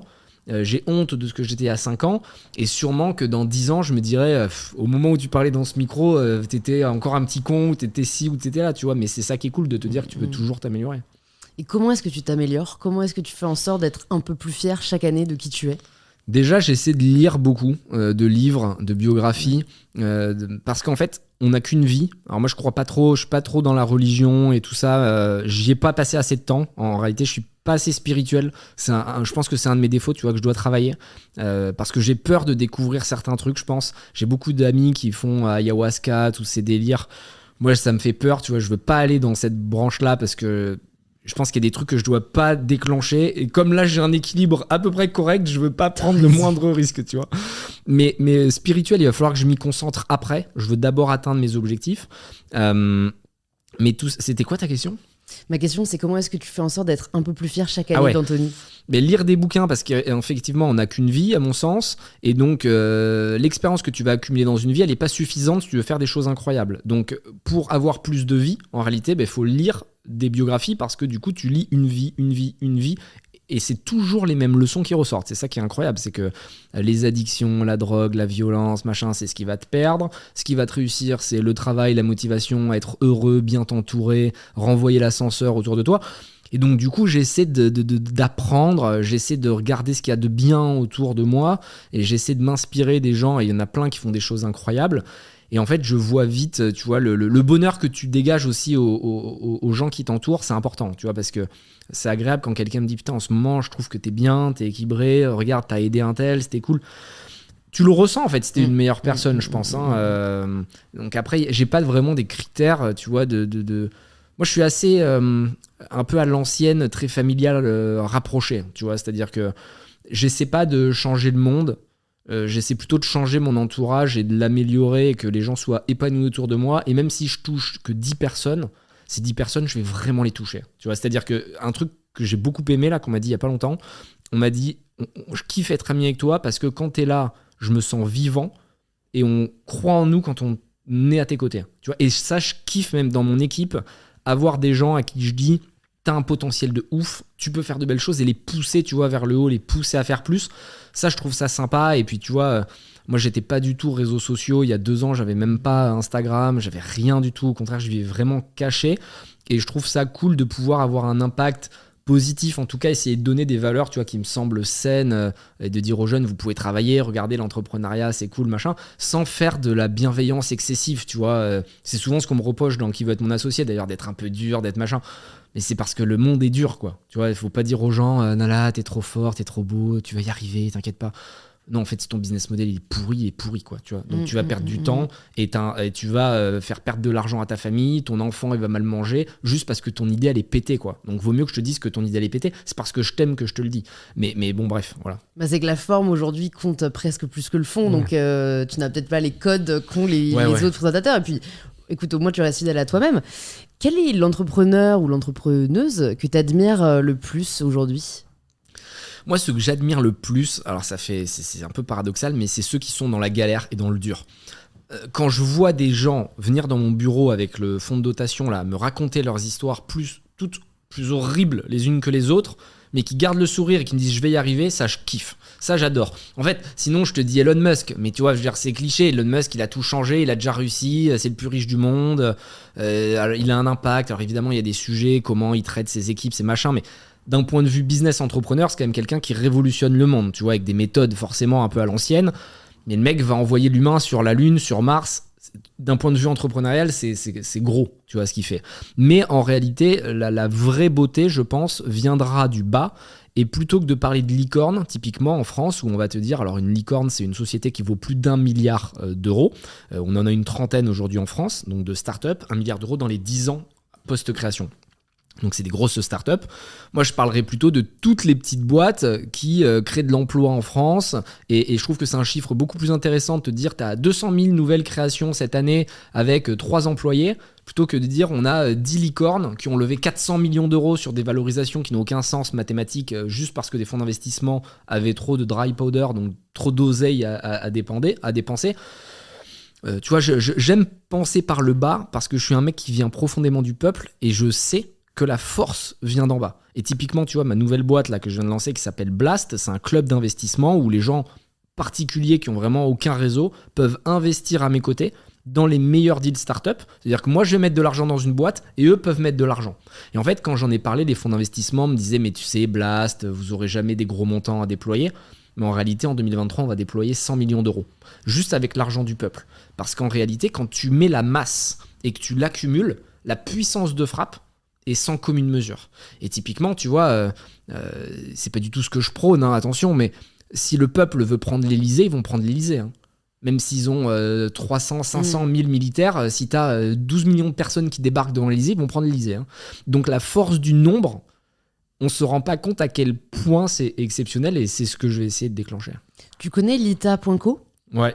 Parce que je pense que l'épisode sortira un peu plus tard, mais j'ai reçu Eva Sadoun du coup aussi sur InPower, et qui en effet avait ce même constat qui était que les particuliers n'avaient pas le droit vraiment d'investir dans des boîtes. Et donc elle propose en effet à tous les particuliers d'investir dans des boîtes à impact. Ça te touche, toi, le sujet de l'environnement, de l'impact ? Est-ce que c'est quelque chose que tu regardes aujourd'hui dans l'entrepreneuriat ? Comme d'habitude, je vais être très franc. Ouais, sois franc, c'est le but. C'est pas ma priorité. Nous, Blast, c'est très financier. C'est-à-dire que je dois faire gagner beaucoup d'argent à mes membres. Pourquoi ? Parce que je kiffe me dire que quelqu'un qui vient d'en bas et qui a économisé 10 000 euros peut potentiellement devenir riche. Alors attention, tout le monde ne deviendra pas riche, on ne peut pas se projeter dans l'avenir, les performances du passé ne présument pas de l'avenir, évidemment. Mais ce que je veux dire, c'est qu'avec les dossiers que j'ai en start-up et les multiples impressionnants que peuvent faire certaines boîtes, j'aime beaucoup l'idée de pouvoir rendre riches les Français, de pouvoir les faire participer à cette aventure entrepreneuriale, les éduquer, leur apporter du contenu pour leur expliquer comment on fait une due diligence, comment on investit dans une boîte. Donc mon premier focus, c'est est-ce que cette boîte peut nous apporter un multiple financier. L'impact, si tu veux, ça suit assez naturellement. Pourquoi ? Parce qu'une boîte qui peut réussir doit avoir de l'impact aujourd'hui. C'est-à-dire qu'on n'est plus dans une époque de consommation comme dans les années 80 où tu vas acheter un vêtement parce qu'il te plaît et que tu le changeras dans 2 semaines. Tu vois, la fast fashion, on a vu l'impact que ça a. C'est la 3e industrie la plus polluante dans le monde. Ou la 2e, t'imagines, encore pire. Et on voit que ce mode de consommation, il plaît plus à personne. Tu vois, les grandes... Enfin, ça marche encore, mais les jeunes ont une prise de conscience. Ils ont en effet plus de connaissances. Et ça, je le vois, c'est flagrant. C'est-à-dire que quand tu montes une start-up, s'il n'y a pas un impact sociétal ou un impact sur l'écosystème, les investisseurs ne sont pas séduits. Aujourd'hui, tout vient de l'argent pour moi. C'est-à-dire que l'argent dirige les choix. Et les investisseurs qui ont de l'argent sont jeunes, bien éduqués, et sont sensibles à cette cause de la planète, tu vois, beaucoup plus en tout cas que nos parents. Et du coup, on va avoir tendance à investir notre argent dans des choses qui ont de l'avenir. Et c'est pour ça que je suis toujours ravi de voir des nouvelles marques qui essaient de réinventer les modes de consommation, qui essaient d'avoir un impact, même si c'est très compliqué de lutter contre des grands groupes industriels qui vont faire fabriquer leurs fringues en Chine par des petits-enfants, des t-shirts à 2,50 € qui forcément, au bout de 3 semaines, sont à jeter, quoi, tu vois. Non, mais c'est sûr que en fait, c'est un discours qu'il faut savoir entendre dans le sens où la priorité, c'est du coup d'aider des personnes à déjà s'enrichir pour qu'ensuite ils puissent potentiellement avoir un impact. Mais c'est vrai que je trouve ça bien qu'il y ait aujourd'hui des entrepreneurs qui se disent on peut allier les deux. Et en fait, l'un va souvent avec l'autre parce que même si en effet la nouvelle génération se pose plus ces questions, tu vois que je crois que les 2 boîtes les plus valorisées en bourse, ça reste Apple et Amazon, quoi. Donc c'est quand même 2 grosses catastrophes écologiques. Et donc je pense qu'il y a une vraie responsabilité des entrepreneurs aujourd'hui, non seulement de passer le message, mais aussi d'investir dans des boîtes qui justement peut-être rivaliseront demain avec Apple et Amazon en proposant des alternatives beaucoup plus éthiques, quoi. Ouais, je suis d'accord. Puis derrière, tu as LVMH qui est pas loin. Donc c'est sûr qu'il y a du travail, mais c'est cool d'avoir cet espoir-là et de voir quand même que les modes de consommation évoluent, même si, et tu as raison de le souligner, nous on est quand même dans notre microcosme parisien. C'est-à-dire qu'à Paris, on a l'impression que tout le monde est vegan, fait attention, s'habille éco-responsable. La réalité, c'est que je regardais encore les chiffres hier des produits les plus consommés en France, en GMS, c'est le whisky, le Ricard, le Nutella. Enfin, c'est que des trucs hardcore. Donc, en fait, la province est quand même toujours un cran derrière la capitale, hein, malheureusement. Et il y a encore beaucoup de travail d'éducation à faire à ce niveau-là. Je voulais parler un peu aussi de Feed et des années qui t'ont mené jusqu'ici. J'ai vu que pendant le Covid, vous avez dû beaucoup restructurer. Notamment, tu vas nous en parler, parce que d'un côté, les supermarchés étaient ouverts, mais peut-être du coup, les gens avaient plus le temps de cuisiner, donc votre produit était peut-être moins adapté, et que tu as dit qu'au final, c'était une chance. Pourquoi il a fallu attendre, on va dire, cette crise pour que Feed en fait, devienne enfin rentable ? Le monde des startups est paradoxal. Parce que même quelqu'un qui a vraiment un grand respect pour l'argent, j'ai un profond respect pour l'argent, je pète un câble, moi, quand on oublie d'éteindre une lumière, un truc vraiment, genre, ça m'énerve, tu vois, parce que si tu veux, j'ai tellement manqué quand j'étais jeune que je suis pas du tout radin, au contraire, j'aime beaucoup faire plaisir aux gens, plus qu'à moi-même, mais par contre, je déteste l'argent gaspillé, tu vois. Donc, bon, bref, même moi qui ai ce respect profond pour l'argent, quand tu lèves 40 millions, tu n'es plus cost killing, c'est-à-dire que tu fais plus attention à l'oseille, et même moi je me suis pris à recruter plein de gens, à dépenser, on dépensait 1 million par mois sur Facebook par exemple, juste pour donner un ordre d'idée, en acquisition, donc en pub, ce qui est beaucoup pour une start-up. Et en fait, on avait une course en avant, parce que quand tu as Pepsi, Alven, Utopia qui rentrent à ton capital, donc des fonds d'investissement qui eux, ils veulent pas faire x5 hein, quand ils rentrent chez toi, ils veulent faire x100. Et donc, ils te mettent une pression quand même qui est forte, et c'est normal, tu vois, c'est le jeu, je fais la même chose en tant qu'investisseur, je les blâme pas. Eh bien, tu veux faire plus de chiffre d'affaires. Mais pour faire plus de chiffre d'affaires, il faut dépenser plus. Sauf qu'en dépensant plus, ce qu'on appelle ton coût d'acquisition va monter. Donc en fait, tu achètes des clients qui ne te rapportent pas d'argent parce que tu les payes trop cher. Et donc, tu n'es pas rentable. Quand tu vends des produits, tu perds de l'argent. Mais ça te fait du chiffre d'affaires. Mais comme tu sais que tu vas pouvoir relever de l'argent dans 1 an, tu t'en fous parce que tu burnes ton oseille. Sauf que quand le Covid arrive, on comprend qu'on va plus pouvoir lever parce que là, tous les fonds d'investissement ont peur et lève le stylo. C'est comme ça qu'on dit quand il y a une crise. Là, en ce moment, il y a une autre crise financière. Tout le monde a levé le stylo, plus personne n'investit. Et donc, à ce moment-là, je regarde mes chiffres. Il me reste, je crois, 15 millions sur les comptes. Et je fais mes calculs. Je me dis, dans 1 an, on fait faillite, en fait. On n'a plus d'argent. Et donc là, je dois repenser tout le modèle. Je m'assois avec mes vraiment très proches et on retravaille tout le modèle en profondeur. Et on se dit, on ne sera plus jamais dépendant des levées de fonds. On doit être rentable. Et en 2 ans, ça nous a pris beaucoup de temps parce que plus t'es gros et plus tu dépenses, plus c'est dur. C'est comme une barque, tu vois, une barque, tu peux la faire pivoter facilement. Le Titanic, tu veux le faire tourner, même si t'as vu l'iceberg, bon, tu vas l'emplâtrer. Hein. Donc, on a mis du temps à tourner et ça a été un moment vraiment désagréable où beaucoup, je pense, d'entrepreneurs auraient baissé les bras. J'ai des potes d'ailleurs qui ont baissé les bras pendant le Covid. Moi, j'ai voulu, tu vois, assumer les erreurs que j'avais faites, et j'en ai fait beaucoup. Et donc, on s'est séparés d'une grosse partie de l'équipe. On était 70, enfin, tu vois, ça n'avait aucun sens. On était quasiment 3 fois trop nombreux. On a coupé toutes les dépenses, on a coupé les bureaux, on n'a plus dépensé plus. Et c'est là que je me crée des comptes, en fait, sur les réseaux sociaux. Alors que j'avais pas de réseaux sociaux avant, et je me dis, en fait, plutôt que de payer, on va faire de l'awareness organique et on va raconter des histoires. Et plutôt que, tu vois, d'être mercantile et de juste dire acheter mon produit, on va essayer d'avoir un message motivant parce que mon histoire, je pense, peut aider d'autres personnes. Et en fait, c'est là où tout a changé, même si ça a pris du temps, parce qu'on avait autant de visibilité quasiment que quand on dépensait 1 million, sauf qu'aujourd'hui, on dépense plus rien, si ce n'est mon temps, quoi, tu vois. Et on a réussi à renverser la vapeur, et je pense qu'on sera une des seules DNVB, donc DNVB c'est Digital Native Vertical Brand, donc c'est les marques online, à pouvoir, on va dire, se réinventer assez vite pour ne pas mourir du Covid. Il y a beaucoup de brands qui sont en train de mourir parce qu'on réalise que les coûts d'acquisition sont très élevés. Il y a iOS 14, donc le truc Apple qui est beaucoup plus dur, qui te donne plus la data, ce qui fait que tu sais plus à qui tu parles quand tu fais une pub, donc très simplement, par exemple, admettons, tu veux shooter une nana qui a entre 16 et 25 ans. À l'époque, tu pouvais le faire. Tu dis, je veux parler qu'à une nana de 16-25 ans. Maintenant, tu sais plus à qui tu parles. Ça peut être un homme de 85 ans comme un bébé de 8 ans, un enfant de 8 ans. Donc, les coûts d'acquisition ont explosé. Tu ne peux plus être rentable. Et j'espère, tu vois, que parce que t'as jamais fini, et c'est toujours un combat incroyable, hein. On a quand même enchaîné les gilets jaunes, donc tous les week-ends, les restos, enfin les trucs étaient fermés à Paris. Ensuite, on a eu le Covid, après il y a eu les grèves, là il y a la crise financière, il y a l'Ukraine, on est à 2 doigts de la 3e guerre mondiale. Enfin tu vois, c'est quand même un délire sur le papier quand tu te dis c'est bon, cette fois on a fini. Il y a un mec qui se réveille, qui se dit je vais faire la guerre au monde entier. Enfin, tu vois, il y a toujours pire.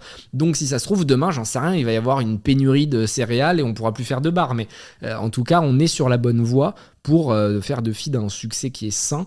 Et je pense qu'on annoncera de belles choses là dans les mois à venir. Du coup, pour toi aujourd'hui, si une marque souhaite sortir la tête de l'eau, peut-être qui a été aussi fragilisée par le Covid, qu'est-ce que tu conseillerais que vous avez mis en place et qui s'est avéré vraiment efficace ? Trouver le business model qui te permet d'être à l'équilibre financier. Donc, tu n'as pas besoin de faire du résultat, c'est-à-dire tu n'as pas besoin forcément de te verser des dividendes ou d'avoir, 2 millions d'EBITDA. Mais ce que je veux dire, c'est que tu dois pouvoir subvenir à tes besoins et être ce qu'on appelle stand-alone, donc être capable de survivre sans avoir besoin de lever de fonds. Et pour ce faire, tu dois avoir très peu de personnes dans ton équipe. Tu dois avoir des personnes qui sont transverses. Tu ne dois pas avoir des spécialistes sur chaque verticale, mais des personnes qui savent faire plusieurs choses. Avoir une notoriété organique qui est forte, donc avoir des réseaux sociaux, si je fais simple, ou en tout cas avoir de la visibilité parce que tu passes à la télé, parce que tu fais des livres, parce que tu fais des podcasts, j'en sais rien, ce que tu veux. Mais tu dois parler et obtenir du reach gratuitement. Et après, avoir un produit qui plaît. C'est malheureux, mais nous, on l'a vu avec les repas complets au début, on faisait que des repas complets en poudre. On avait une niche qui marchait, mais on n'aurait pas pu scaler le business, quoi. On n'aurait pas pu en faire quelque chose d'énorme. Et donc, du coup, on a réadapté le produit. On a fait des barres protéines qui étaient beaucoup plus faciles. On a fait des produits, des cures pour te remettre en forme, LC, etc. Et ça fonctionnait bien. Donc, il ne faut pas lutter contre le marché. Il faut plutôt essayer de faire pivoter sa marque. Et le mieux pour ça, c'est d'aller dans la rue, d'arrêter des inconnus et de lui dire voilà, j'ai ce produit, qu'est-ce que tu en penses ? Tu lui fais goûter, c'est gratuit, tu vois sa tête en live, il va pas te mentir, et là tu as du retour, et là tu peux réussir à trouver ton product market fit, ce qui manque à beaucoup de startups. Tu l'as fait ça ? Ouais, bien sûr, quand tu vois, on s'est reposé toutes les questions avec Feed. Là, on a été dans la rue, on a pris les équipes, les ingénieurs agro, et on a fait des sondages, on a fait des typeforms. Il y a plein d'outils, en fait. Tu as forcément une base mail quand tu as ta boîte. Et ben, en fait, tes clients sont les meilleurs conseillers. Ils ont payé pour acheter ton produit. Donc, c'est-à-dire qu'ils ont été convaincus par quelque chose. Et il y a une marque aux États-Unis, Shibari ou Shibori, je sais plus comment ça s'appelle. Non, Shibari, c'est des trucs avec les cordes, rien à voir. Mais, ça me fait penser à Marie Sauvage, que j'adore, qui fait des performances comme ça. Shibari, c'est un art japonais, un peu du bondage, mais pas en mode sale, tu vois, bondage stylé. Vous regarderez. On mettra ça dans les notes. Ouais. Et c'était un yaourt un peu grec, très protéiné, un peu dégueu, tu vois, mais très naturel. Et ils n'arrivaient pas à lancer la marque aux US alors que ça cartonnait dans leur pays d'origine. Et en fait, ce qu'ils ont fait, c'est qu'ils ont interrogé leur base de clients en leur disant « Pourquoi t'achètes ce produit ?» Et les clients ont dit « C'est pas très bon, mais on sent que c'est naturel. » Et en fait, ils ont fait un slogan aux US « Ce n'est pas très bon, mais c'est naturel. » Et en fait, les gens, du coup, quand ils ont goûté le produit, ils ont compris que la promesse était tenue. Et donc, ils se sont dit, c'est vraiment que ça doit être très naturel, très bon pour nous, puisque eux-mêmes disent que c'est pas bon, tu vois. Et il faut aller interroger ses clients, il faut passer du temps avec sa communauté. Et vous avez cette chance incroyable que n'ont pas les grands groupes, c'est de pouvoir être très proche des gens et de leur parler, tu vois. Pepsi, ils vont pas appeler leurs clients, par exemple. Alors que toi, qu'est-ce qui t'empêche de prendre tous tes meilleurs clients et de les appeler un par un au téléphone ? Ils seront trop contents. Donc tu vas les fidéliser, ça va devenir des ambassadeurs et en plus tu peux avoir du learning hyper précis, quoi. Et les meilleurs clients, et je dirais même les clients qui ont été insatisfaits. Moi j'ai aussi une marque de sous-vêtements qui s'appelle je ne sais quoi. Et 2 fois par... deux fois par semaine, on appelle 3 clientes qui ont été hyper satisfaites et 2 ou 3 clientes qui ne l'ont pas été. Super idée. Et en fait, ça permet vraiment d'améliorer les produits, parce que c'est le but, encore une fois, le but c'est pas de créer des produits par ego ou parce qu'on a quelque chose en tête, mais c'est de créer des produits qui répondent à un besoin et qui répondent à une vraie problématique. Et c'est vrai que je pense que c'est peut-être quelque chose que on se dit qu'on n'a pas le temps de faire ou que c'est pas la priorité, alors qu'en fait c'est genre la priorité number one de créer un produit qui répond vraiment à des attentes, quoi. C'est clair. Mais bon, c'est plus difficile du coup nous pour les sous-vêtements d'aller dans la rue et de leur demander alors t'en penses quoi, tu veux essayer? Mais avec les réseaux sociaux et tout, tu vois, t'as des outils comme Typeform, du CRM qui te permettent vraiment d'accumuler des sondages, des trucs hyper importants. Donc du coup aujourd'hui vous êtes combien chez Feed? Là on est une 20aine. Ok. Et comment t'as fait le choix de qui tu gardais et comment tu fais pour les fidéliser? Je sais pas s'ils sont là depuis longtemps tous, mais je trouve que c'est très difficile aujourd'hui qu'il n'y ait pas un turnover important, parce qu'on a toujours l'impression que la vie peut être plus verte ailleurs, que tout se fait peut-être par rapport aussi au salaire. L'humain, le RH, c'est ce qu'il y a de plus compliqué dans une aventure entrepreneuriale. Il y a zéro débat, tout le monde te dira la même chose. C'est extrêmement dur de trouver des gens loyaux sur qui tu peux compter, qui vont être capables de se juger de manière honnête et saine. Tu vois, les gens ont toujours tendance à penser qu'ils sont plus forts que ce qu'ils sont. Tu vois, c'est assez flagrant. Ou alors, ils se sous-évaluent et ils n'ont pas confiance en eux et tu leur demandes un truc, non, je vais pas y arriver. Enfin, moi, ça me rend ouf. Je suis pas du tout un bon manager, de toute façon. C'est pour ça que je m'entoure bien. Je pense qu'un bon entrepreneur, c'est quelqu'un qui sait s'entourer de personnes meilleures que lui. Et c'est comme ça que, humblement, tu vois, j'ai réussi. Je vais être bon dans certains trucs et tout le reste, je vais m'entourer de personnes qui le font mieux que moi. Et Mélanie, typiquement, dont je parlais tout à l'heure, c'est elle qui gère Feed aujourd'hui, quoi, tu vois, à 100%. Ah putain, elle a bien investi ses 3 000 €. Ouais, l'histoire est trop cool, tu vois. C'est vraiment... aujourd'hui, t'imagines, elle se retrouve à la tête de Feed avec Pepsi, machin. Enfin, l'histoire est trop cool. J'adore ce genre de trucs, moi, qui sortent un peu de l'ordinaire. Je trouve que ça donne du sens. Tu vois, je déteste les histoires toutes lisses, cousues. Enfin... Et du coup, les gens que j'ai gardés, c'est plutôt des gens que j'avais sélectionnés au tout début, bizarrement, parce que les premières personnes qui te rejoignent sont celles qui te rejoignent pour ce que tu es, alors que, un peu comme pour l'argent dont on parlait tout à l'heure, tu sais pas si les gens viennent pour toi ou ton oseille, là, tu sais pas si les gens ils viennent pour toi ou parce que ta marque, elle a levé 40 millions et que c'est quand même stylé de travailler pour Feed, tu vois. Donc du coup, la plupart des personnes dont on s'est séparés, c'était des personnes qui étaient arrivées après. Et moi, je joue vraiment beaucoup sur l'instinct, sur la fidélité. J'ai besoin de gens qui m'accompagnent sur le long terme. Et la plupart des personnes avec qui je travaille aujourd'hui, c'est des gens avec qui j'ai fait d'autres projets avant. Et donc, quand je recrute quelqu'un, je me dis pas est-ce que c'est la bonne personne pour Feed ? Je me dis est-ce que c'est la bonne personne pour m'accompagner dans des projets de vie ? Et c'est ça que j'adore, c'est, tu vois, mélanger les différents business. Ariane, qui est là, c'est le bon exemple. Elle était chez Feed, maintenant elle est chez Blast. Et tu vois, on fait évoluer les gens avec nous, on les emmène en utilisant leur passion, ce sur quoi ils sont bons. Et c'est comme ça que j'essaie de sélectionner les gens. Et puis après, pour les faire rester, je pense qu'il faut être juste. C'est vraiment quelque chose qui est important à mes yeux, d'être juste et droit avec les gens. Tu vois, quand tu dis un truc, bah, tu le fais. Et quand tu fais un truc, tu le dis aussi. Tu vois, ça marche dans les deux sens. Et puis, les faire évoluer, travailler dans la bonne humeur. Je pense que c'est un constat que je fais assez évident. Dans toutes les boîtes où j'ai investi ou dans toutes mes aventures, il faut prendre du plaisir et s'amuser. Alors tu vois, faut pas être dans le monde des bisounours. Je te dis pas qu'on va faire la fête au bureau tous les jours, mais il faut réussir à prendre du plaisir, à être épanoui. Je pense qu'on n'a pas besoin de travailler jusqu'à 22h le soir pour être performant. Tu vois, je pense que surtout pour ton équipe, avoir des horaires stables où tu vas pas leur écrire le soir à 23h ou le week-end, ça leur permet aussi de se détendre, d'avoir leur vie privée, d'avoir leur période de kiff, et du coup, le lundi, d'arriver tout défoncer avec toi. Et au final, ça, c'est des choses que tu apprends au fur et à mesure. C'est-à-dire que j'étais un très mauvais manager il y a 5 ans, je suis sûrement un peu moins mauvais aujourd'hui, et dans 5 ans, j'aurais encore évolué, mais t'es obligé de faire des erreurs, et ce qu'il faut garder en tête, je pense, parce que c'est une question qu'on me pose souvent, oui, mais imagine, je fais des erreurs, c'est que t'es sûr et certain de faire des erreurs. Il n'y a pas une personne qui fait pas d'erreurs, enfin, c'est juste impossible. Et donc, en fait, à partir du moment où t'as plus peur d'échouer, et que t'as pas peur de faire des erreurs, bon, bah, tu avances, puis t'apprends, et ça se passe bien. Hein. Ouais, c'est vrai, je pense qu'on a tous ce fantasme d'imaginer qu'on est les seuls à faire des erreurs ou à se dire qu'on fait moins bien que les autres, et au final ça nous empêche d'agir beaucoup plus qu'autre chose. Mais après c'est vrai que en fait c'est aussi de l'exigence qu'on peut avoir envers soi-même qui nous pousse à faire attention. Enfin, moi je sais que si je fais une grosse erreur dans, je sais pas, par exemple pour la logistique, pour ma marque, je ne sais quoi, j'aurais c'est un peu comme une chute à cheval, tu vois, j'aurais peur de m'en réoccuper par la suite, parce que j'aurais cette espèce de trauma de me dire ah non mais ça se trouve en fait je vais foirer quoi, alors que c'est bien de faire des erreurs, mais à un moment si t'en fais trop t'as plus de business non plus quoi. Donc je pense que c'est surtout tirer les enseignements des erreurs qu'on a réalisées pour ne pas les refaire par la suite qui peut nous permettre d'avancer. Comment est-ce que tu répartis ton temps aujourd'hui, toi, entre du coup Feed, Blast, la télé, bon aussi pas mal de personal branding que tu fais sur les réseaux?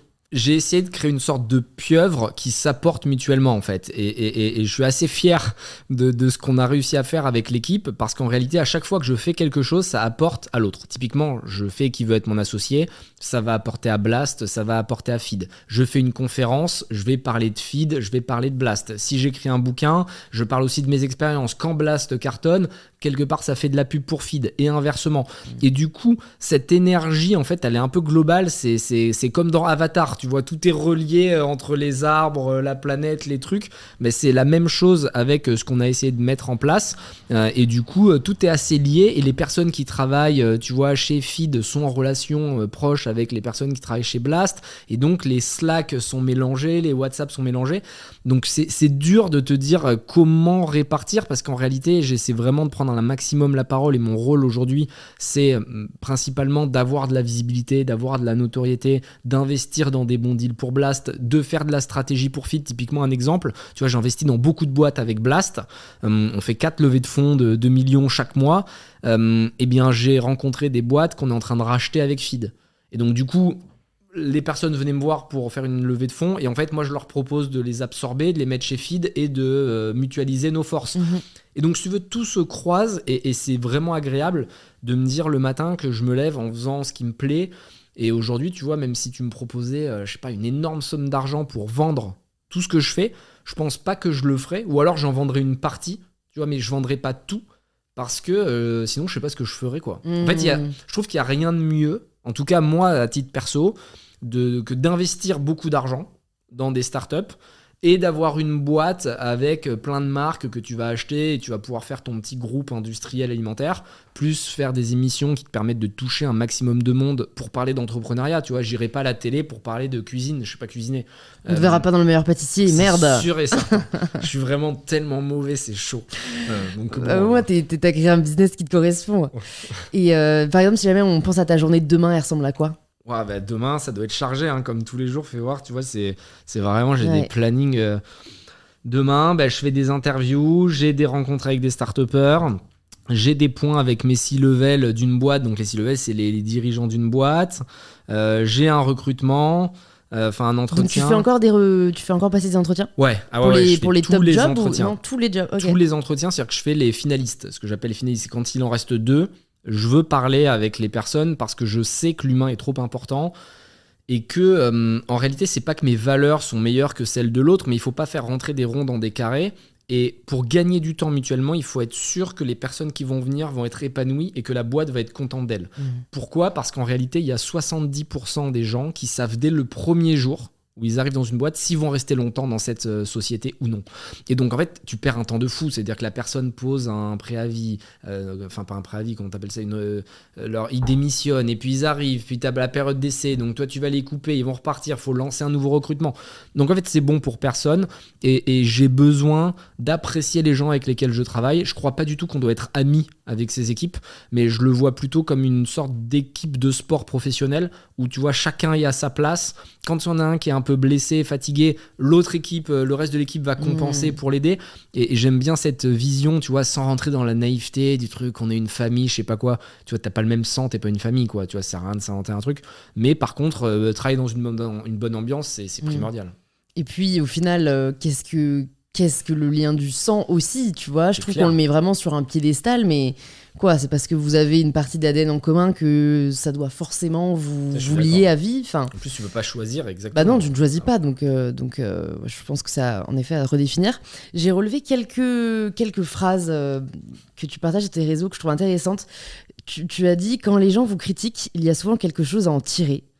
Donc je me suis demandé, qu'est-ce que tu retires des critiques qui te sont adressées?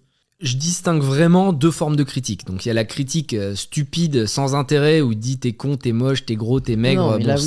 On oublie.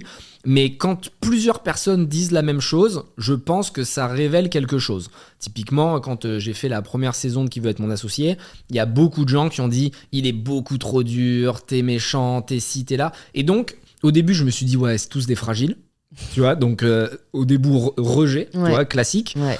Et en fait, après, je me suis dit, s'il y a autant de gens qui le disent, c'est que peut-être que je dois montrer ma véritable personnalité, parce que les gens qui me parlaient en off me disaient, c'est fou parce que tout le monde te défonce autour de nous, alors que nous, on te connaît. Et on sait que t'es hyper sympa, que tu nous aides, tu passes du temps avec nous le week-end et tout. Et donc, quelque part, j'ai fait adapter légèrement, tu vois, j'ai optimisé ma communication, non pas en me travestissant, mais en montrant peut-être plus un visage naturel, en sachant que la télévision, si tu veux, la première fois que tu fais une émission, t'as 35 caméras sur la tronche, t'as 30 secondes pour dire un truc. Quand tu dis un truc, tu l'as mal dit, elle dit attends, répète ce que tu viens de dire. Et t'as 2 caméras qui s'approchent et qui se mettent là. Donc tout est complètement différent, tu vois. Et forcément, comme moi, je suis déjà naturellement clivant, tu vois, par une prise de position qui est toujours assez tranchée. Quand tu le redis une deuxième fois, un peu plus sec et tout, bon, bref. Et donc j'ai essayé de l'améliorer. Je me suis pas transformé en agneau, tu vois, loin de là. Mais j'essaie de mettre un tout petit peu plus d'humain pour que les entrepreneurs soient pas tristes, parce que mon but, tu vois, c'est pas de les blesser ou c'est pas de les humilier. Et donc en fait, je pense que toute critique peut aussi parfois être utile si elle est construite, si elle est argumentée et surtout si elle revient régulièrement. Encore une fois, je tempère en disant que l'avis du monde extérieur, en réalité, moi, ça m'est vraiment égal, quoi. C'est-à-dire qu'il y a trop de gens qui me critiquent, il y a trop de gens qui m'ont dit que j'aurais jamais réussi et tout. Ça doit jamais te détruire, tu dois le prendre en créant cette carapace émotionnelle qui te permet de prendre un léger recul, mais sans trop fermer, tu vois, l'armure, parce que sinon ça veut dire que tu t'en fous de ce que disent tout le monde et tu penses que t'es déconnecté et du coup t'écoutes plus les autres et t'es renfermé sur toi, mais tu vois, il faut trouver le bon équilibre. Tu te remets en question parfois ou pas? Ah ouais, très souvent, moi je suis un psychopathe, je doute, en fait c'est ça qui est marrant, je pense que t'es bon quand tu es toujours dans les extrêmes et que tu peux être très mature et en même temps immature, quand tu peux avoir très confiance en toi et en même temps avoir beaucoup de doutes. Moi, tu vois, les gens qui me connaissent, il y en a qui me disent c'est incroyable quand tu as confiance en toi. Et d'autres qui me connaissent un peu différemment, qui me disent c'est fou, j'ai jamais vu quelqu'un douter autant de lui, tu vois. Et c'est ça qui est cool, c'est de réussir toujours à être dans cet équilibre entre le chaud, le froid, le yin, le yang, tu vois. Et évidemment, être rempli de nuances, rempli de complexité, de fêlure. Moi je trouve que les gens les plus intéressants, c'est ceux qui sont brisés, c'est peut-être un peu extrême, mais qui ont souffert, qui ont des cicatrices, qui ont, tu vois, un vécu et qui ont déjà surpassé ces choses-là. Quelqu'un qui a une vie parfaite, c'est pas quelque chose qui m'attire. Tant mieux pour lui, tu vois. Je trouve ça cool, hein. Franchement, je dis pas que tout le monde doit avoir souffert dans sa vie pour être intéressant. Mais j'aime les histoires, moi, qui sortent un peu du lot. Par exemple, quand tu parles de cet exemple des personnes qui t'ont dit que tu paraissais très dur, très méchant, parce qu'en t'entendant, j'avais presque l'impression que du coup, pour la 2e saison, tu as plus tempéré ton discours pour montrer qu'au final, tu n'étais pas méchant, mais pas forcément parce que tu t'es posé la question de « mais est-ce que vraiment je suis dur ? Pourquoi ? Est-ce que je suis aussi exigeant ?» Enfin, dis-moi si je me trompe, hein, mais du coup, je l'ai un peu ressenti comme ça. Non, je vois ce que tu veux dire. C'est un mix des deux, franchement, parce que quand plein de monde me l'a dit, je m'en fichais parce que Twitter, c'était vraiment... Enfin, Twitter, tu sais ce que c'est. C'est atroce. Ouais. C'est-à-dire que hier, tu tapes Anthony Bourbon Twitter, je me fais dézinguer, tu vois. Quoi que je fasse. J'ai vu en story, c'est marrant, t'as fait un parallèle. Mais c'est pour ça que je le prends en second degré, quoi. Sur c'est... Instagram, LinkedIn, t'as que du love. Ouais. Sur Twitter, les mecs te déversent de la haine, mais... C'est incroyable. Donc, et quoi que tu fasses, hein, hier par exemple, j'investis quand même 200 000 balles chez une ex-femme battue qui fait son projet. C'est pour mon image. Ouais, le mec, il était peut-être énervé. Faudrait voir ce qu'elle a fait pour qu'il lui tape sur la gueule. Non, mais que des trucs comme. Mais tu lis les tweets, je te jure, c'est chaud. C'est pas Elon Musk qui va réguler tout ça. Hein. Non, mais tu réguleras jamais Twitter, c'est impossible. Et donc, du coup, Twitter, il faut pas en tenir compte. Mais par contre, ce qui m'avait touché, c'est un peu exagéré, mais en tout cas ce qui m'avait fait réfléchir, c'est quand des gens que je connaissais, comme des startups que j'avais aidés, que j'avais financés dans l'émission, venaient me voir et me disaient « Anthony, je comprends pas, putain, mais les gens pensent que t'es dur alors que moi je te trouve trop sympa, c'est trop dommage qu'ils aient pas notre vision. » Et en fait je me suis dit c'est quand même dommage que je jouais pas un rôle, hein, j'étais vraiment comme ça. Le problème c'est que j'étais vraiment comme ça, mais comme moi je suis dans un monde de business qui est dur, je me rends pas compte quand je suis trop dur, tu vois. Et donc quand quelqu'un vient me présenter un projet qui a aucune chance, et c'est pas parce qu'il pleure en racontant son projet que je vais lui dire que c'est bien. Et tu vois, il y a des investisseurs qui vont dire « Ah bravo, on va vous aider ». Sauf que la réalité, c'est qu'une fois que les caméras s'éteignent, personne ne rappelle, tu vois. Donc en fait, moi je préfère dire la réalité et dire je pense que tu perds ton temps et que tu mets ta famille en danger, fais attention. Et donc c'est vrai que je vais le dire de manière directe parce que bon, je vais pas réfléchir 10 ans. Et du coup, on me reproche ça, quoi, tu vois. Et donc j'essaie de trouver le bon équilibre. Et après, j'ai conscience évidemment que la télé, c'est un miroir grossissant, tu vois. Donc chaque détail, chaque mimique, tu vois, à un moment tu vas faire une mimique, mais en fait c'est pas la mimique que t'as fait à ce moment-là, c'est une mimique qu'ils ont pris il y a 10 minutes, mais qui colle bien dans leur montage. Enfin, ouais. Tu vois ce que je veux dire, c'est ce que je reproche beaucoup à la télé, je trouve, c'est que, enfin, tu vois, en soi, même le fait que tu sois direct et transparent, ça passerait beaucoup mieux déjà sur les réseaux sociaux, sur un podcast, etc. Alors que la télé, en fait, les meilleurs en télé aujourd'hui sont ceux qui arrivent à mettre un masque et à jouer un rôle. Et en fait, enfin voilà, pour moi, a priori, la télé, c'est pas du théâtre, quoi. Tu vas au cinéma, sinon. Je suis d'accord. Donc c'est ouais. Peut-être qu'on verra des formats plus vrais apparaître maintenant que c'est aussi ce que les gens recherchent, quoi. Sur les réseaux sociaux, on voit quand même beaucoup plus de naturel. Mais c'est pour ça que la télé doit se réinventer, parce que la première fois que j'ai fait le tournage, là, l'année dernière, j'étais vraiment interpellé par... C'est pas le côté faux, parce que tu vois, les producteurs, pour le coup de Kevma, arrivent à retranscrire quand même assez fidèlement ce qui se passe en plateau. Mais tout est quand même, tu vois, très filmé, recadré, machin. Un cas, ça dure 1 heure, une levée de fonds. Et à la télé, ça passe en 10 minutes. Donc t'imagines, c'est-à-dire que t'as quand même divisé par 6 tout ce qui s'est dit. Donc en fait, si je dis une phrase où je dis « Moi, je pense que ton projet, il va pas marcher », alors qu'en réalité... Je l'ai conseillé en disant, tu sais, je pense que si tu voulais faire évoluer ton idée, tu devrais faire ça, parce que tu auras plus de chance avec du online. Dans cet état actuel, je pense que ton projet va pas marcher. Tu vois, ça change complètement la manière dont tu impactes, quoi. Et donc, ça, vous avez aucun droit de regard sur le montage ? Non, on n'est pas au courant. En vrai, on le fait quand même dans la confiance parce qu'ils l'ont toujours à peu près fait correctement. Ouais, le but c'est pas non plus de vous trahir parce que sinon vous reviendrez pas pour les prochaines saisons, quoi. Enfin, tu vois, t'es payé genre une misère pour faire ça. Nous, c'est la seule émission où on met notre argent. C'est-à-dire que c'est pas une blague. Tu mets vraiment ton oseille, tu vois. Et donc tu t'es payé. Enfin, tu vois, par rapport à ce qu'on gagne, on s'en fout, quoi. Et donc on le fait pour donner de l'énergie, pour motiver les jeunes. Si en plus ils nous faisaient mentir ou quoi, bon, laisse tomber. Personne ne ferait. Ouais, ils ont intérêt à quand même à garder cette fidélité de vos propos. J'ai aussi relevé une phrase où tu dis « Le gagnant n'abandonne jamais ». Voilà, et tu compares ça avec le faible, le lâche, etc. Alors moi, ça m'a interpellée parce que je me dis, bon, en vrai, un moment, et tu l'as répété plusieurs fois, tu vois, ce côté persévérance. Mais en vrai, un moment, il faut aussi savoir s'arrêter quand ça ne marche pas. Alors, oui, quand un projet ne fonctionne pas, il faut pas être obsessionnel ou arrêter, tu vois, en mode ça va marcher, faut pas être naïf. Mais par contre, quand je dis ne faut jamais arrêter, c'est dans ta vie. Tu vois, faut jamais arrêter d'y croire. Par contre, un projet, je suis complètement d'accord, quand au bout d'1 an, 2 ans, tu peux pas te rémunérer, c'est que c'est pas un projet. Et j'en parle souvent autour de moi. Des gens qui ont un peu d'argent, de leur famille, ça fait 5 ans qu'ils font un business, le truc il fait 100 000 euros de chiffre d'affaires au bout de 5 ans, ils me disent non mais ça va finir par marcher, je dis en fait arrête. Tu vois, soit tu pivotes complètement, soit machin. J'essaie toujours de dire aux entrepreneurs, imagine, t'as pas de parents, t'as pas de famille et t'as pas d'argent, est-ce que tu pourrais faire ce business ? Si la réponse est non, c'est que c'est pas un vrai business. Tu vois, parce que ça compte pas quand tu vis avec l'argent de ton père, de ta mère et que t'es nourri, logé, t'es pas un entrepreneur. Un entrepreneur, c'est quelqu'un qui se met en danger, qui est capable de s'assumer en même temps qu'il essaie de créer de la valeur, tu vois. Et donc un vrai entrepreneur, il peut pas vivre pendant 5 ans sans se payer, sans manger, avec une boîte qui lui ramène 100 000 balles. Donc ce que je veux dire, pour être précis, c'est n'abandonne jamais, et c'est pas parce que tu as échoué 10 fois, 15 fois que tu vas pas y arriver. Je pense qu'un winner, c'est juste un loser qui a essayé une fois de plus, tu vois. Et cette naïveté, moi j'avais la chance de l'avoir. J'ai échoué, et ça me faisait marrer, et je recommençais. J'ai échoué, ça me faisait marrer, et je recommençais. Et donc, je continuais à croire en moi, et je pense sincèrement que n'importe qui peut y arriver, tu vois. Ça va être beaucoup plus difficile. N'importe qui peut y arriver, mais tout le monde n'est pas prêt à faire les efforts requis pour le faire. C'est-à-dire qu'en fait, il y a des compromis qui vont être énormes. Typiquement, moi, avant 30 ans ou 32 ans, je très très peu parti en vacances, je faisais pas de week-end, je sortais quasiment jamais, j'économisais tout mon argent, je m'achetais pas de fringues.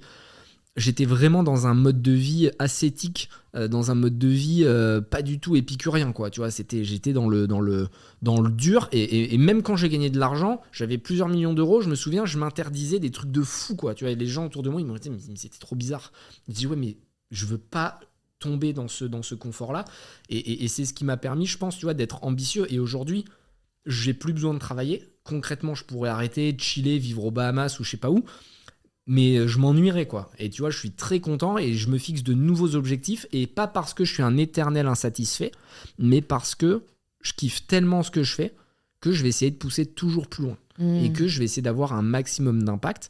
Et peut-être que dans 15 ans, et les gens qui me connaissent bien disent tous d'ailleurs, dans 15 ans, tu seras chaman dans une jungle, je sais pas où, et je parierais pas là-dessus quand même. Hein. Tout le monde me dit ça. Moi, on me dit, tu vas être chaman, tu vas trouver ton animal spirit et tu vas faire des trucs de ouf. On verra. Il projette des fantasmes.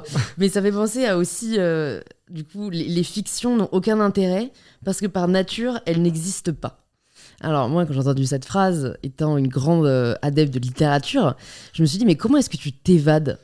Et je te pose d'autant plus la question après cette heure de conversation où on comprend que tu n'as pas forcément de hobby en dehors de ton travail, que c'est pas ton délire de sortir. Si en plus tu ne lis pas et que tu ne regardes pas de fiction, comment est-ce que tu t'évades ? Alors, je lis beaucoup, mais je regarde des documentaires, mais je lis des biographies. Je regarde oui, des pas de l'évasion. Mais c'est pas de l'évasion, j'apprends. C'est-à-dire qu'il faut toujours que je sois dans un truc où j'apprends.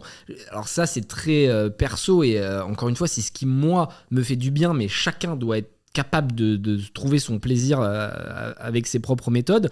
Moi, j'adore m'optimiser. Je me vois un peu comme dans un jeu vidéo où je suis un petit bonhomme et tu sais, j'essaie de monter mes skills en me disant, bah, il va avoir plus de force, il va avoir au niveau plus supérieur. J'essaie de passer les niveaux, donc je travaille, je fais du sport, j'essaie de bien manger et j'essaie de bien dormir, j'essaie d'avoir un rythme de vie, tu vois, très cadré, très militaire. Et en fait, c'est dans cet équilibre que je prends du plaisir. Typiquement, là, tu vois, j'étais en vacances, je devais partir 15 jours. Le rythme m'a bouleversé, je suis revenu au bout de 5 jours. Je suis pareil par contre. Parce que je sais pas, j'ai pas pris mon rythme, en plus ça s'est mal passé, je voulais surfer, mais il n'y avait pas de vagues, machin, ça m'a saoulé. Tu sais, le décalage horaire, le truc, j'ai perdu mon rythme. J'ai dû rentrer. Tu vois. Et en plus, je trouve que j'ai attrapé la salmonellose là-bas. Donc, tu vois, c'était vraiment les pires vacances de ma vie. mais peu importe. Et c'est dans cet équilibre-là que j'arrive à être heureux. Encore une fois, je pense que j'ai cet équilibre aujourd'hui. Peut-être que demain, il changera. Et je crois vraiment qu'on est tous amenés à évoluer. je crois pas du tout à l'humain tel que c'était le cas avec nos grands-parents, tu vois, où tu travaillais 30 ans dans une société, tu es arrivé tout en bas, tu montais. Aujourd'hui, on va avoir plein d'expériences. Je suis sûr que dans 10 ans, on se reparle. Nos vies, elles ont complètement changé. Et je te fais pas du tout la même interview, quoi. Non, mais ça rappelle vraiment que la définition de bonheur est hyper individuelle. C'est que ce que tu décris, c'est que toi, tu t'épanouis vraiment dans une structure, dans une routine. Et pour quelqu'un d'autre, ce serait un cauchemar. Enfin, par exemple, j'ai reçu Ulysse Lubin. Je vous invite à écouter cet épisode. Lui, il s'est fixé 100 challenges à relever au cours de sa vie. Donc, en fait, il n'a pas de domicile. Il est toujours en vadrouille. Il va apprendre le Muay Thai en Thaïlande. Après, il va partir dans la jungle en Amazonie. Enfin, tu vois, moi, c'était horrible ce qu'il me décrivait. Ça ne m'attirait pas du tout. Alors qu'en fait, ça fait rêver des millions de personnes de mener ce mode de vie. Donc, c'est sûr que, en final, les témoignages servent plus à inspirer qu'à ordonner ou qu'à donner des méthodes. Et c'est pour ça, moi, personnellement, que j'ai du mal avec, pas toi et pas le personal branding de manière générale. Enfin, si, plutôt le personal branding de manière générale. Je trouve que... Et c'est marrant parce qu'en fait, j'ai l'impression que les hommes acceptent plus facilement de donner une certaine image d'eux-mêmes qui au final n'est pas représentative de tout leur être, et que comme ils ont une mission, un message à faire passer, ils vont en parler à fond. Et tu vois, je connais pas d'équivalent femme en France qui parle de la manière dont tu parles de l'entrepreneuriat. J'ai vu que tu étais passé aussi sur la chaîne de Yomi Denzel qui parle d'argent comme Yomi Denzel le fait, ou Tony Robbins, ou David Laroche. Enfin, en fait, je sais pas pourquoi, c'est un truc... Enfin, moi, je serais mal à l'aise avec l'idée d'uniquement donner une seule version de l'histoire, quoi. Je vois ce que tu veux dire. Déjà, t'as complètement raison. Il faut être capable de se connaître et votre plaisir est unique. C'est-à-dire que ce qui va vous faire kiffer, c'est vraiment quelque chose qui est à l'intérieur de vous. Vous devez vous poser les questions. Vous ne devez pas essayer de copier ce que font les autres. Ce qui me rend heureux à moi pourrait rendre malheureux quelqu'un. J'ai un ami, Jonathan Guelhoff, qui a la même histoire que moi. Enfin, il était à la DAS et tout, vraiment histoire relou. Il est CEO de Aircall. Lui, on a un peu le même parcours. On vient de tout en bas. On a un peu réussi en business. Et lui, c'est un teuffer. Il sort en boîte 3 fois par semaine. Il a besoin de voir des gens, dîner, rencontrer. C'est un mec ultra sociable. Alors que moi, je suis dans mon appart et les deux, on se comprend pas. On se dit, mais comment tu peux faire ça ? Moi, ça m'épuiserait de faire ce qu'il fait. Et lui me dit, moi, je pèterai un câble si j'ai toi. Donc vraiment, écoutez-vous et n'essayez surtout pas de suivre les dictats qu'on va vous imposer. Et clairement, sur les réseaux sociaux, pour revenir sur ce point, je pense que plus un message est clair et plus il est simple, plus il passe. Et je pense que moi, tu vois, ça fait que 2 ans que j'ai des réseaux sociaux et 1 an qu'on y est sérieusement. Et je pense qu'il va être amené à évoluer, qu'il faut le répéter, le insister lourdement pour que ça rentre.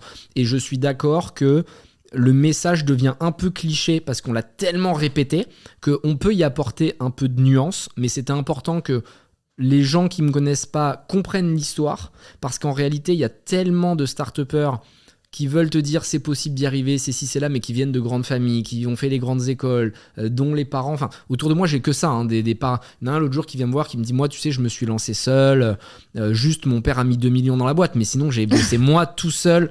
Et tu vois, il y a vraiment que ça quasiment en start-up. Et donc, je voulais vraiment que les gens comprennent que non, quand je vous dis que vous pouvez y arriver, c'est parce que moi aussi, je me suis vraiment buté, quoi. J'ai vraiment galéré. Mais tu as raison, il faut que j'apporte un peu de nuance, un peu de subtilité pour que le message soit plus profond. Bah, en fait, juste pour... je pense que tu paraisses plus humain aussi.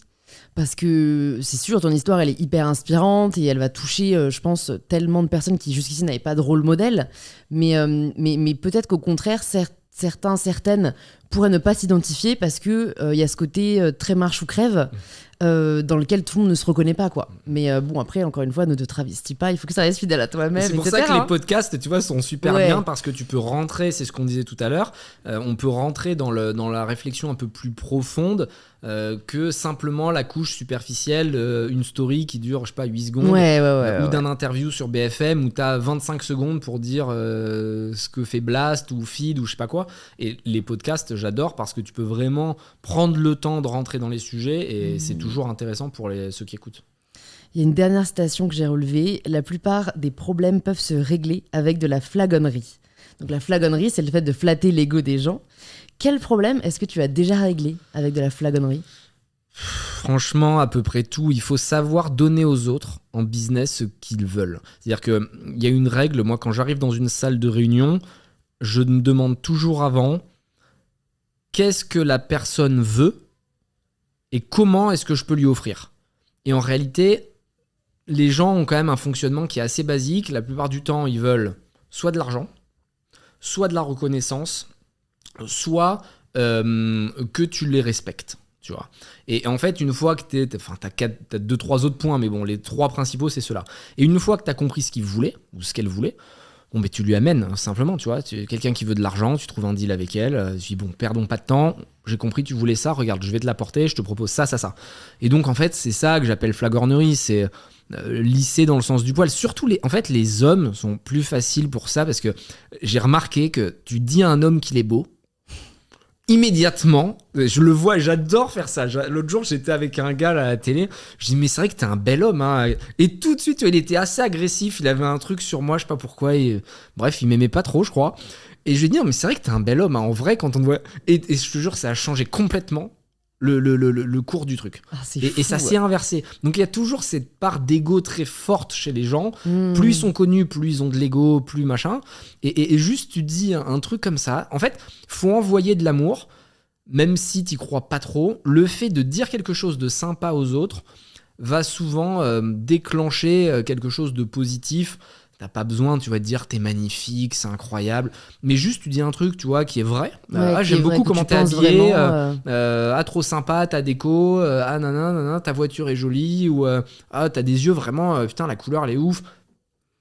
Immédiatement, t'as tellement pas l'habitude de recevoir des compliments que ça va t'aider dans la discussion et les gens vont se dire ouais, sympa, c'est parce que t'es flatté quoi. Donc c'est dans ce sens-là que je voulais dire. Ok, non mais c'est intéressant d'aller creuser parce que ça pour le coup c'était pas quelque chose que j'entendais partout.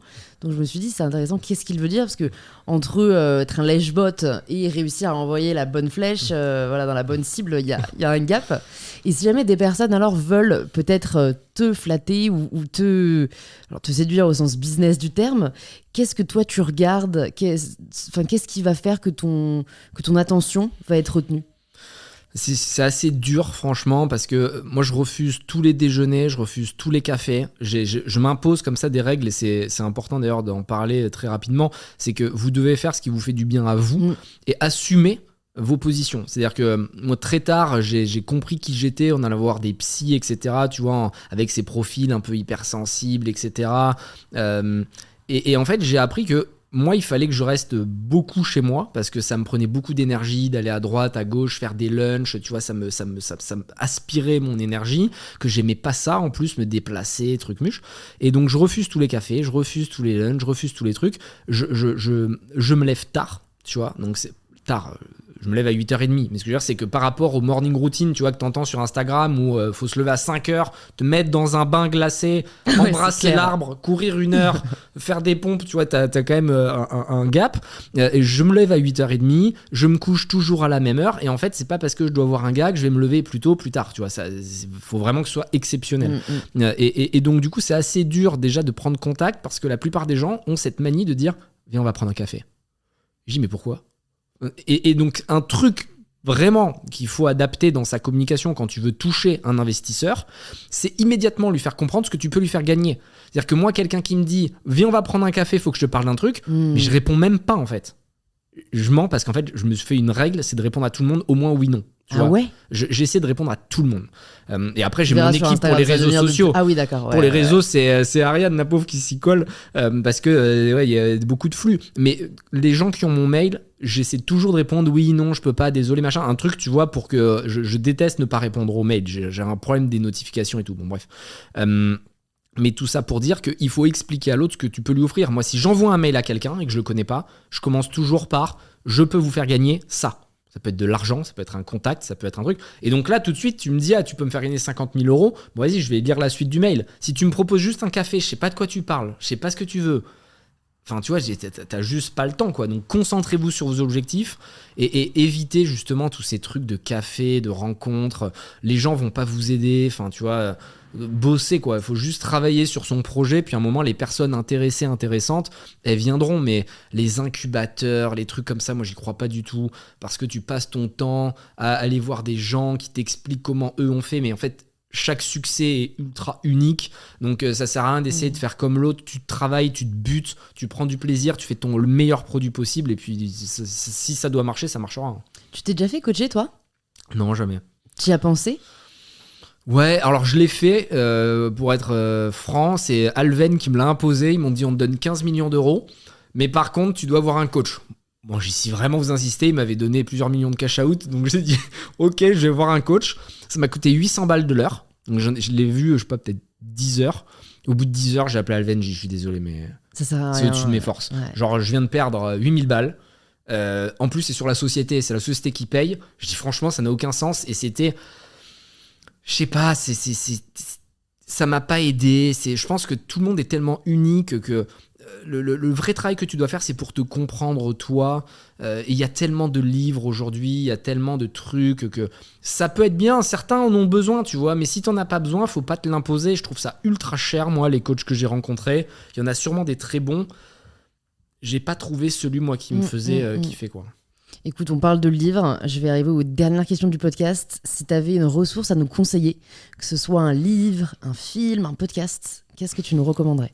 En livre, le mieux, c'est d'aller franchement sur mon site, parce que j'ai fait une reco des 50 livres à lire absolument. C'est anthonybourbon.com, et bon, je sais plus où c'est, mais vous allez le trouver.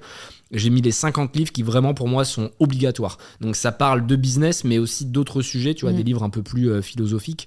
Donc en livre, il y a de quoi faire. Je recommande d'acheter un Kindle, moi, parce que vraiment, quand tu lis beaucoup, je trouve ça impossible d'avoir autant de livres. Tu vois, quand je pars en vacances, on est partout, moi. Moi, je suis team papier, ouais. Mais quand tu pars en vacances un mois l'été, ça m'arrive tu fais pas. comment ? Je pars pas. Ah ouais, c'est pour ça.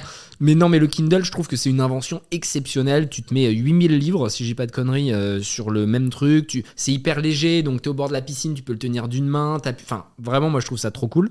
Tu peux surligner, copier-coller, bon, bref. Donc, acheter un Kindle. Puis après, écouter tous les podcasts, effectivement, qui parlent de ce qui vous plaît, quoi. Et ce qui est génial, c'est que tu fais de la mode, t'as Entreprendre dans la mode. Tu fais du business, t'as Génération Do It Yourself. Tu fais de la cuisine, t'as je sais pas quoi. Enfin, tu vois, il y a tellement de contenu aujourd'hui gratuit. Et c'est ce que j'aime, et ça va dans le sens un peu de ma révolution, tu vois. Aujourd'hui, tu peux avoir des cours d'Harvard gratuits. Donc, t'as plus besoin d'avoir des parents gavés pour pouvoir te faire Stanford ou je sais pas quoi. Donc, en fait, je pense, et c'est paradoxal parce que les gens se plaignent toujours. Les gens disent, là là, c'est une époque horrible, nous on n'a pas le pétrole, nous on n'a pas eu l'immobilier, on n'a pas eu le trading dans les années 1.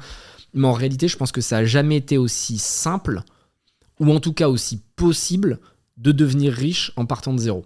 Parce que avec des outils comme Shopify pour créer ton site e-commerce, avec le contenu disponible sur Google et avec les outils et la technologie qui existe, tu peux lancer des choses incroyables avec très peu de budget et t'as plus d'excuses. À l'époque, tu pouvais pas monter une boîte, juste le capital social, fallait 10 000 francs, fallait avoir une entreprise, fallait... Là, aujourd'hui, tu fais du e-commerce, en 2 semaines, tu vends ton produit, quoi, tu vois. Donc, c'est quand même une époque que je trouve incroyable, et donc, croyez en vous et faites-vous kiffer, quoi.